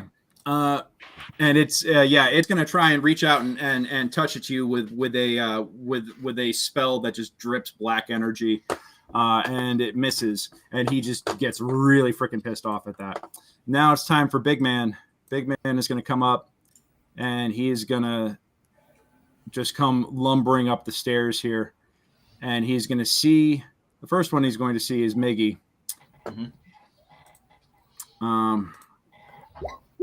A 10 is a 10 going to hit you? Nope. No. Oh my God. All right, Clonk. double 10s. Clonk, clonk. Yeah, you. Just to make sure, can he make it that far walking through that difficult terrain? Let me see. His speed is 30 feet. Oh, that's right. Because, yeah. So it would have been 5, 10. He'd have been stuck here. Well, no, it's not. Oh, yeah. You know what? Because it totally is within that. So he's going to land right there on top of this guy, just going right through the weeds. But he's going to take a swing at you twice and just completely whiff. Junie, it is your action. Okay, so this guy here, can you see my ping? Yep. He's literally right in front of me. The last remaining gas bag. Yeah. Yep, he's gonna get a firebolt. Hold Okay. on. How bad is Frankie looking? Oh thank God. That's gonna miss. Oh boo! Swing and a miss. All right. And actually, I'm gonna have to be done for tonight. I'm really struggling to stay up. It's okay. It is okay. We're almost done here. So this is so this will if you got to call it, I totally understand. But this fight is almost over. So All right. yep, I'll go on ahead and bot you for the rest of the. Thank for the rest of you. the Sorry, combat guys. No It's worries. okay. It's been a long day. All right. Bye. It's all good. Right. All right, Matt, how you holding up? Murder adrenaline keeps me going, Greg. I love it. I'm just checking. These guys are in other time zones, so it's always good just to make sure that that everybody's feeling good. Let me just pull up Junie's sheet here real quick. I normally don't like botting people, but we'll just make an exception just for the last round or two of this. Okay, Miguel, you're up. Okay, so I'm gonna use my bonus action to pop up Midnight Okay. with another healing word. I love this. Midnight, you haven't lost a turn yet with a death save because you're just, like playing a yo-yo right now. All right, 9 hit points. Mm-hmm. And then I'm going to oh God, I can't get to Frankie without incurring an attack of opportunity.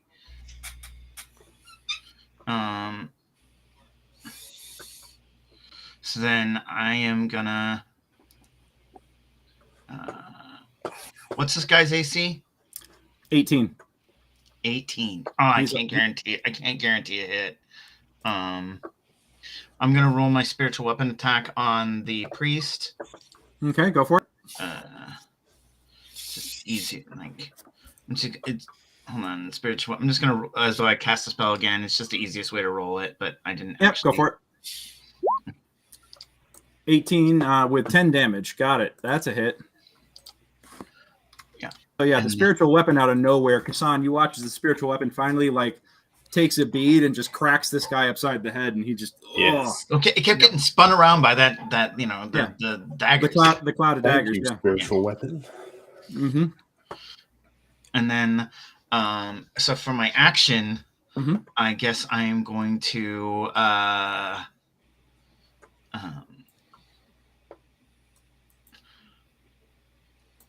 think I'm gonna drink a potion. Okay. Honestly, I can't do enough damage to drop him no matter what I do, so I'm gonna. All right. Take a minute, drink a potion. Yeah, I'm gonna drink a potion. That's why I have him. Okay. Wait, I'm still poisoned. Yeah, I'm gonna use an ointment on myself, not because it's right there. Because I don't have. Do you wanna? Do you want to just? Okay, you'll just take the ointment and apply it real quick. Yeah. Because I still have it in my hand. I haven't taken it out of my hand, so I should do that. All right. So you can I get 14 points back. Yeah, and you are no longer poisoned. Correct. Okay. That's my turn. All right. Midnight, you are up. All right. I think JP, I should also mention that we are playing with flanking rules in effect. So if you get behind the orc directly on the other side of Miggy, you will have advantage on the attack. Roger that. Appreciate the suggestion, and as I take a move over, we'll attempt to flank and take a strike while I There you look my good brother in the eyes and talk to our good friend and say, as I raise up my good sword, say, "You will not survive the stroke of midnight." I love that. Oh my God. Take inspiration. All right. And with a 20, you absolutely connect. Go on ahead and roll damage. Wait a minute. Roll twice in case you get a crit because you got advantage. Oh, that's right. You do have advantage on this. So go on ahead and roll one more time. Just in case you get a crit.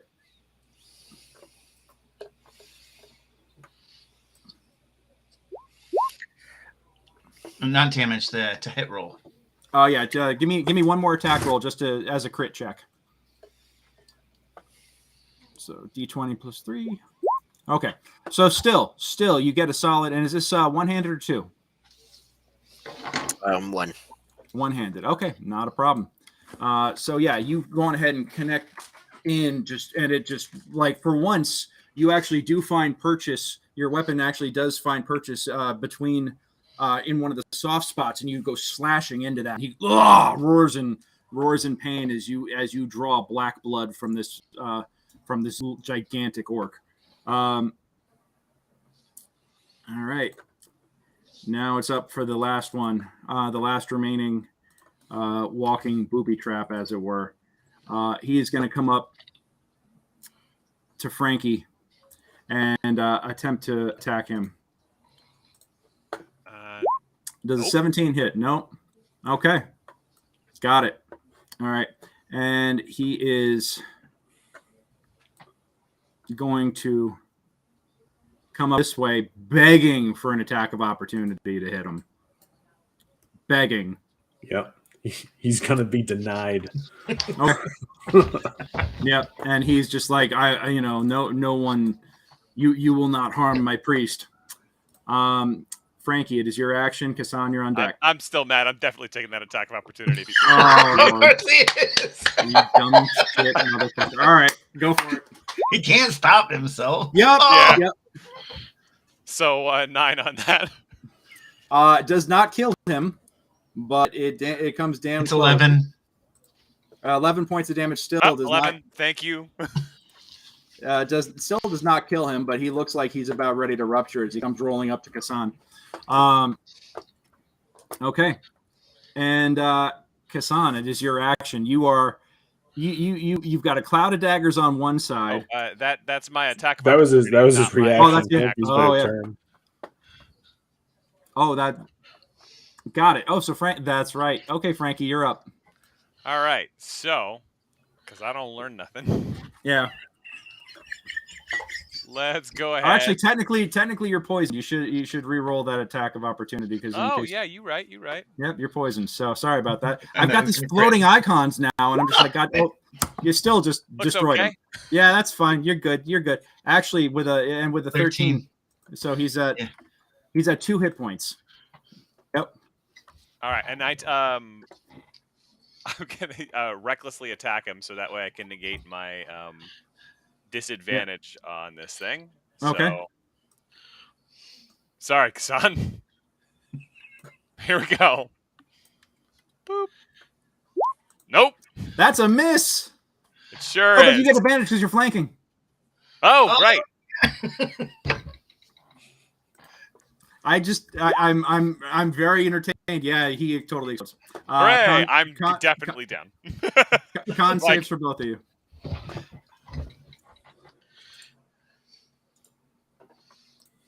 Con save. Do. 16. That's half damage, but I only have 4, so I definitely am down. But well, hold on. It's double half damage. Well, that no, his damage reduction would not trigger on these. That does. Yeah, it's against slashing, piercing, and bludgeoning. Bludgeoning. Yeah. I thought it was also poison. Never mind. And this guy is going to roll damage. So 9 points of damage to everybody standing here. So Frankie is down. Kassan takes 9. Oh no, actually, pardon me. Nine points of damage because he rolled 18. So, but yeah, this guy, Pop goes the weasel. He is toasted. Cool. I'm at least vaguely sorry, Kassan. Yeah. All right. Damn it, Frankie. All right, Kassan, you are up. Okay. Well, at least I'm not going to be doing this with disadvantage. Nope. I'm going to attack that orc priest bastard. Okay. 17. That's a hit. That's a hit. So it's going to be 10 plus 2. 12 Yeah, damage. you take a mighty swing and you part him, you cleave him twain from chops to neck. And Yes. yeah. He is toast. Which is a bummer, but I did pretty good with him. I think I'm not always great at running spellcasters in combat, but I think I did pretty decent with this guy. All right. Yep, he goes down proudly. With him dying, I'll use my bonus action to move the hex onto the Orog. Got it. Okay. And then I'm going to take some movement. 5, 10, 15, 20. 2 here. Or... No, you know what? I'll go. And that's a Hexblade's curse, yeah? That's what you got? No, that's just the hex. Hexblade's curse I'm gonna do next turn, I think, if opportunity presents. Got it. Hex is a spell that I cast. Hexblade's curse is a class ability. Got it. Okay. Well, I have a little animated circle for that too. So yeah, yay floaty circles. Okay. Sweet. We've lost Kassan now. What? Your token is gone. Oh, yeah, I'm on top on where I'm looking. I'm just beneath Frankie, and that's where I'm going to end my turn. Got it. Cool. All right, so yeah, you're going along the pile of bodies right now. Yeah. Okay, great. What you call it? The rough terrain no longer applies. Oh yeah. Okay. Duke, you are up. All right, I'm going to unload on this guy. Go for it. AC 18. Yeah, you fire twice and both of them just ping off of his armor. That was horrible. Plus 7 and we had 10. Yep. Oh. Yep. Okay. Do you move? Yeah, I'll back up a little bit because I can. Okay, got it. The orc is dead. This guy is going to take a swing at Midnight and a swing at Miguel. So here's. I'm already down. You're down again? Oh yeah, 9 points. Come on now. No. You were too far from that one. Yeah, you weren't. Exploded. That guy exploded way the hell away. No. He was down before that. Yeah, I was down. No, you just got up and swung at him. Yeah. What dropped you again? I thought you said I took another 9. My bad. Well then. No. Oh no, that was not you. That was Frankie and Kassan. That was not you. All right. Well, yeah, no, you're good. On by a Yigian thread. Let's go. All right. Well, the 10 is not going to get you, and then a 13 is not going to get Frankie. But this guy is just he says, "Come, give me a glorious death. Let me join my brethren." You don't gotta die. You could just stop fighting. Honorless dog, you attacked us. No. That's not how it happened. Definitely didn't cast a spiritual weapon and attack their priest. That did not happen. Okay, you know what? But he did call the other guys he gave the order to attack. That's true. So my question is, you said this person looks relatively tattered. Is there any way that we can actually, or I can try to grapple to subdue? Because honestly, probably make him more mad and be more just punishment. Oh man. I mean, yeah, you guys could try to subdue him with a grapple on your turn. Absolutely.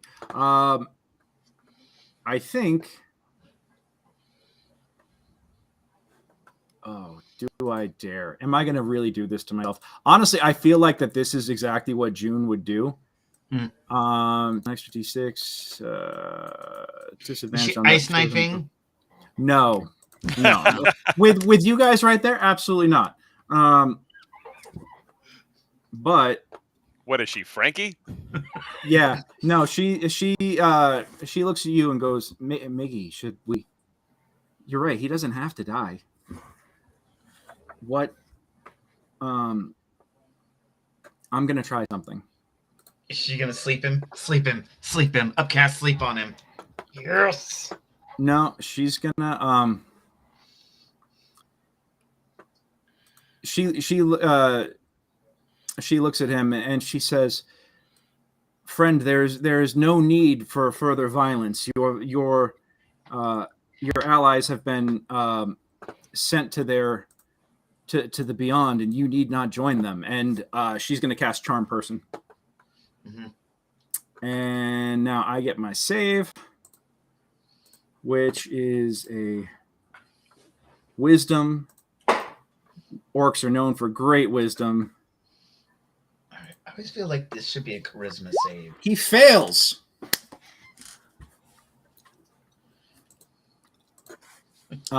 Yeah, he fails the save. And he stops. He stops his action. He looks down. He sees her, and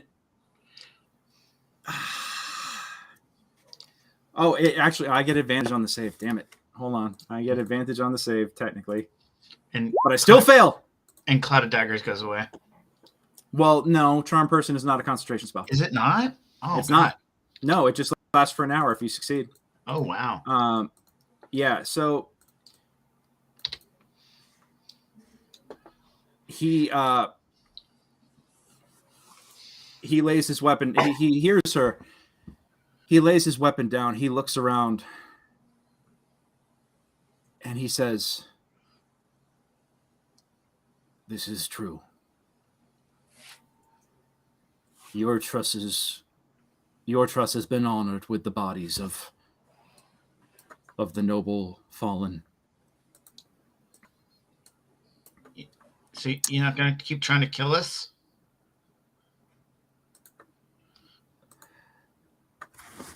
All we wanted was a good death for our brethren who could no longer contribute to the tribe. Okay. I'm going to go over here, risk being attacked, to use my healer kit to bring up... I'm just going to use a potion. I don't want to screw this up. I'm just going to use a potion. Yeah, Frankie, give me one death save for the for effect real quick, because it is taking a second or two as we come out of combat. And you make it. So you get one successful death save, and Miggy, you're just gonna feed him a healing potion? Yeah, I'm just gonna feed him a healing potion because. Okay. Midnight, give me an insight check.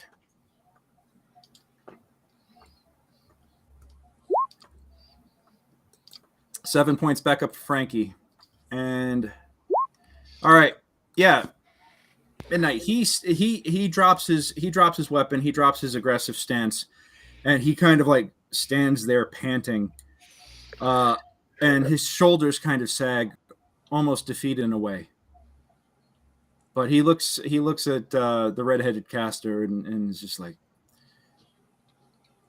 "Your tryst will has been served."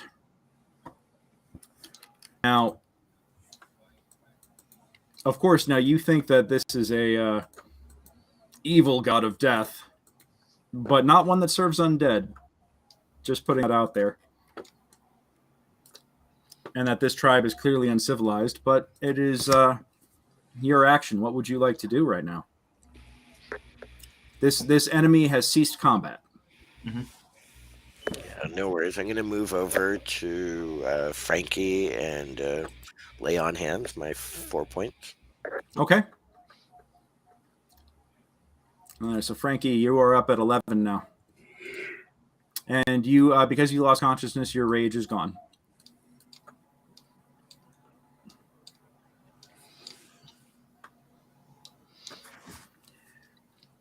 He turns. The Oro turns and looks at you and says, "You have done.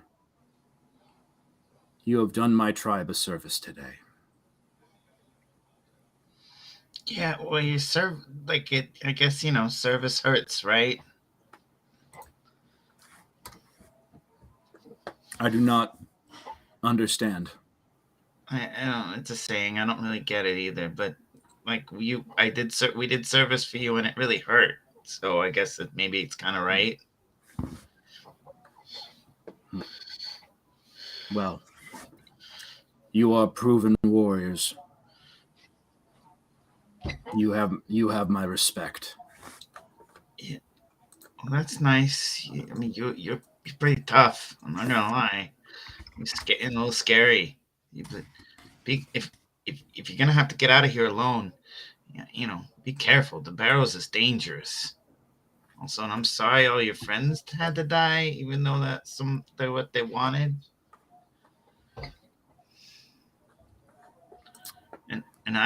They died gloriously. And I'm sorry, I didn't know that your priests were untouchable. That was a misunderstanding. I thought you were all gonna attack us. We wanted to send these 5 into the tomb of the 10, where they would meet their final reward. Yeah, you said it wasn't. But the door was closed to us. Oh, well, we'll check it out and we'll figure out why. What is the tomb of the 10? It is the last resting place of 10 priests. 10 priests of Nurgle.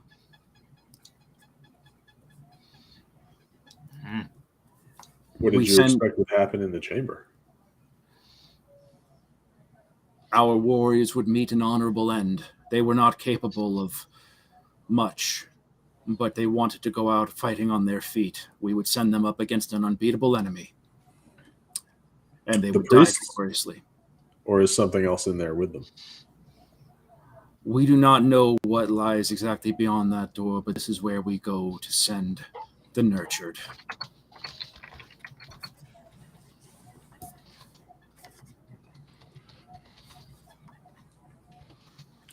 And with that, my work here is done. Hey, who's the gal? What? Gal, the gal whose body is laying right over here. Who is this? Oh, that you guys actually remember that from the previous time you went through here. That is that body was being feasted on by the giant rats that you took out. Oh, yeah. So that is a rat. that is a rotting rat-eaten corpse. Oh, all right, never mind. So yeah, yeah, that is a rotting rat-eaten corpse that you guys actually found a key on, the scarab-shaped key that Tony currently carries. Mm-hmm. So fight well, mm-hmm. and perhaps we will find each other again on the field of battle. Yeah, I hope not. But have a good day. And he's going to head out. So if we want to drop this cloud and the spiritual weapon and all that, and like, hey, look. Okay. Hey, look. I guess that's where that door goes. All right. Well, we've got a couple more minutes. Do you guys want to take a look around? I know we just lost Nate because it is late, but I'll give you another few minutes just to keep a... Well, we've searched all the... back at a healing potion in anticipation of doing other things, even though I know that we, metagame-wise, we're ending. I appreciate that. I could still roll a random encounter just to fuck with you guys, but I'm not... I don't have anywhere to be till tomorrow. That's fine. We got to at least check something. Obviously, we searched them for, loot, but, Yeah, I will roll that up for you guys in just a minute or two here. But do you guys take a minute to look around behind the other curtains and stuff? Yeah, I mean, we searched all these last time, but, I mean... All right, well, All those I'm got back. You're back. All those got searched last time we were here. Oh, yay. Well, if you guys want, give me a round of investigations anyway, because things do happen to change in this living environment. 19. All right. Where are you looking, and what are you doing to look around? Well, I'm planning on searching over in these other places, these not so nice places. Okay, So, which there's this door that's coming down here, the big bad door. Yeah, that's the one I want to look at. Yeah, you find this gigantic, heavy double door that looks to be stone. Like a great stone door, almost like a gigantic sarcophagus door. And on the front of it, you see 10 lines of text, 5 and 5 on each door, in a tongue that you, or in an alphabet you don't recognize. Oh, jeez. I didn't see you there, Mickey. You can't sneak up on a guy like that. I wasn't trying to be sneaky. Like, can you read this? This is an alphabet that I do not recognize. Okay, I look at it. Kassan and Duke, where are you guys looking around, by the way? And Miguel, yeah, you don't recognize this tongue at all. This is something that you've never seen. It's not under common or deep speech or common or Aquan. I don't know. Nope. I'm looking around for evidence of any secret terrorist organizations. Oh. Okay. Well, and ping for me exactly where it is that you're looking for evidence of terrorist organizations. Okay, so you're starting in there. All right. All right. Well, all you find in that one is the remains of the mostly eaten corpse. But you said you come down here and look in this lower section here too, or no? I intend to check each section. I'm just gonna wander around looking walls and floors and stuff. All right. All right. So Kassan, you're gonna look in here, and yeah, I'll go with the Duke. We'll do a little quick tour. Hey, Frankie. Right. Well, as you come into this southern area, real quick, you guys see a what looks to be something that you hadn't noticed before, which looks to be an urn or an amphora that had that looks like it might actually have some value to it. It looks like it's covered in dust, kind of sitting behind a rock, back in this back corner. Looks like it might be worth something. Does it have snakes on it? It does. Yeah, this is definitely the work of Cobra. Needs to be taken. Okay.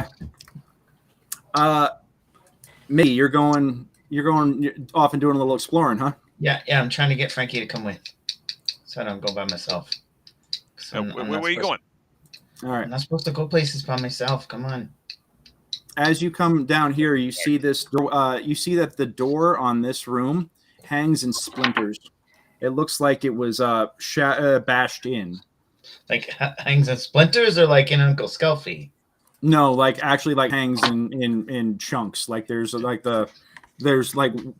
busted wooden chunks hanging on what used to be like solid hinges. And you can actually find shards of wood and panels on the ground in front of the doorway inside the room. So it looks like it was caved in from the outside. Like someone bashed in with a hammer? Something like that, yeah. All right. Hey, 1, 2, 3. 1, 2, 3, go. You dive into the room, and in this space, there is nothing here.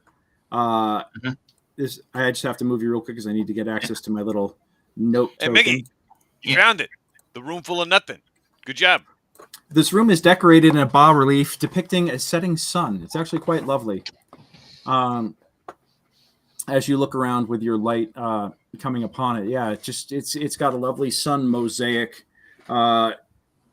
That even after hundreds and hundreds of years, due to the fact that there's no light down here, it still retains its glorious color. All right, Duke and Kassan, where are you guys going right now? And Midnight, what are you up to?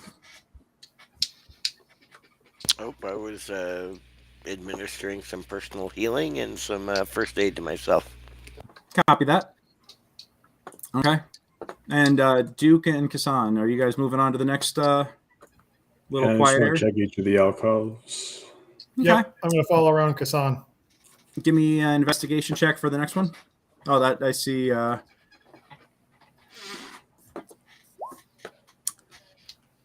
Looks clean. Go on the next one. Duke, as you're looking around in here, you find what looks to be a precious gem.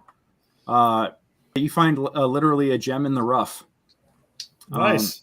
Yeah, with a DC 10, or with a and it's an aquamarine, lovely stone.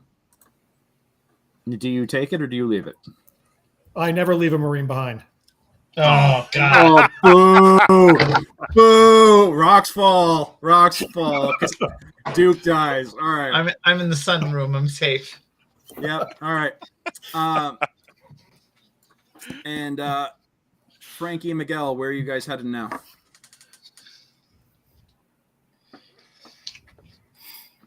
Let's. I don't know. Let's go this way.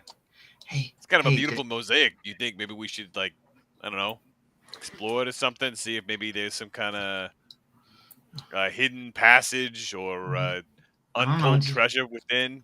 I don't know. Anthony usually does that kind of searching. Yeah, you're right. Let's go. Can we go over here? And then what is? Okay. As you come up over here, the door. Do you try the door? Yeah. Okay, the door is locked. Okay. And for whatever reason, part of my dynamic lighting got deleted. So pardon me a moment. This one here? Yeah, that is on the other side of the door. Oh, I think I have a key for that, Miggy. Is the key your foot? Yeah, I'm gonna try and break down the door. I mean, if you guys want to do that. The adults, we're without adult supervision over here. And just remember, if you start another combat, San's gonna just wink out of existence because I need to get to bed. Okay, let's not. Yeah. I mean, all right. Yeah. So that door is locked, and before you guys start smashing shit. Yeah, Kasan, you and Duke, if you guys are going to look up in the last room here, why can't we will be good players and not play our characters to the full truth of their existence. Yeah. Give me one last round of investigation checks real quick. Do you want to roll an investigation for the sunroom? Maybe I'll get a 20 or something. Yeah, roll investigations for up there. Okay, so oh my god. Oh my god. Okay, so Miguel gets in that crap out of that room. All right. Kasan, you guys find a pouch that has 50 electrum pieces in it, up in that last room. Nice. And you guys, you're looking at the sun. You're looking at the bas relief of the sun, and you notice that it's got a inscription on it written in a tongue that you don't recognize. It seems like it could be a prayer, it could be a song. You're not quite sure, but it's very finely written in there. Hey, it's up on the top? Well, it seems to be written in the rays of the sun. Right. Okay. So I stand up on Frankie's shoulders, and I take some of my parchment and I make a crayon rubbing, so I get it. You know, because Anthony might be able to do the research and tell me what this means. Okay. Sounds good. Okay. You gotta check with me before you start climbing on my shelf. Whatever. You're strong. You're strong. Yeah, but it's surprising and uncomfortable. Yeah. Well, think about that. Every time you stand on the top of my shell. I'm gonna run like a finger, very gently, just down the edge of his shell, just so he gets what it feels like. Oh Lord, that's so weird. Why would you do that? Yeah, it doesn't feel so good now, does it? Anyway, hold still. Okay. Well, as you guys get the last of this information, you're starting to realize that this took up some significant time. this investigating that you've done and searching around and finding this new treasure and stuff like that. And it's time to actually head on out. So each of you tonight, I've got 2, 3, 4, 5, 6 adventurers this evening, splitting up a grand total of 1,700 experience. That's 283 each. And the random treasure. Let's see.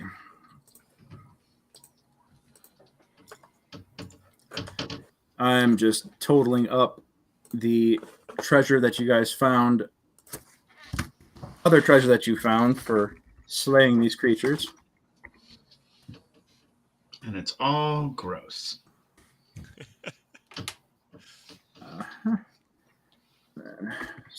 What do you think, Midnight? You satisfied with the way we're doing things? You gonna be part of the family? I think I'm gonna have to report back to the church first, but we'll see what comes after that. Yeah, you tell them everything you saw here. Watch out, he might. I will certainly do my best to recapture all the spirit of what you've given in these last few days. And the 3 of those.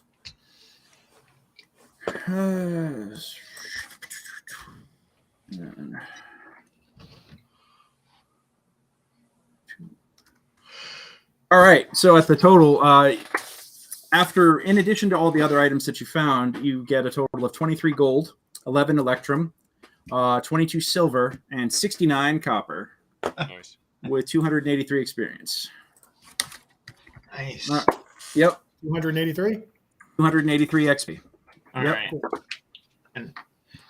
And as you head back to Helix, yeah, it's interesting that Junie mentions that she went up and examined that door. That door, the stone sarcophagus door, isn't just sealed, isn't just closed normally. It has a magical seal upon it, and a very, very strong arcane seal that she would not be able to dispel normally. That it is meant to keep whatever's supposed to be in there. And if it is something that the orcs have been able to get through previously to be able to complete this ritual, then it must be some sort of new enchantment in place, perhaps to keep something contained. So, yeah, curiouser and curiouser. All right, well, with that, yeah, we've gone over a little bit tonight, but I really appreciate you hanging in with us. Once again, this has been Secrets of the Barrowmaze for April 18th, 2022. My name is DM Greg, and it has been my pleasure to be your Dungeon Master this evening. Big thanks to everybody for hanging out tonight. So glad to have, I know that we had to lose Lauren a little early, but Matt, Seth, Nate, JP, Anton, thank you guys all so much for hanging out with us tonight. Hope you all had fun. Yeah, Midnight, you got to be almost level 2 at this point. So not too bad for one battle. Yeah. So yes, if you would like to play in this campaign, we are currently taking new players. You can book your own session at secretsofthebarrowmaze.com or mastermindadventures.com. I would love to have you at my table. JP, if you want to go back and let anybody know on Clubhouse that I'm happy to have a table of all Clubhouse folks, please let me know. Please let them know, because I would love to run for them. And you can bring Midnight back in with a whole crew of Inquisitors or whatever else you want to do, because y'all got some shit to do here. Yeah. So with that, yeah, let's go on ahead, call it a night here. We will be back next week, Monday night. We will have Tony and Vicky back. They're currently in Ireland. Happy birthday, Paul. Can't believe we forgot to mention this. But they are celebrating both their anniversary and his 40th birthday. Totally out at his age, but whatever. He's probably not going to watch this. So happy birthday, Paul. We love you. Nat, we hope you guys are having a great time. We'll see you guys when you get back. Very excited to have you all back next week. And in the meantime, guys, we'll be back Monday night. Have a great week. Be good. And until then, roll them 20s. Good night, all.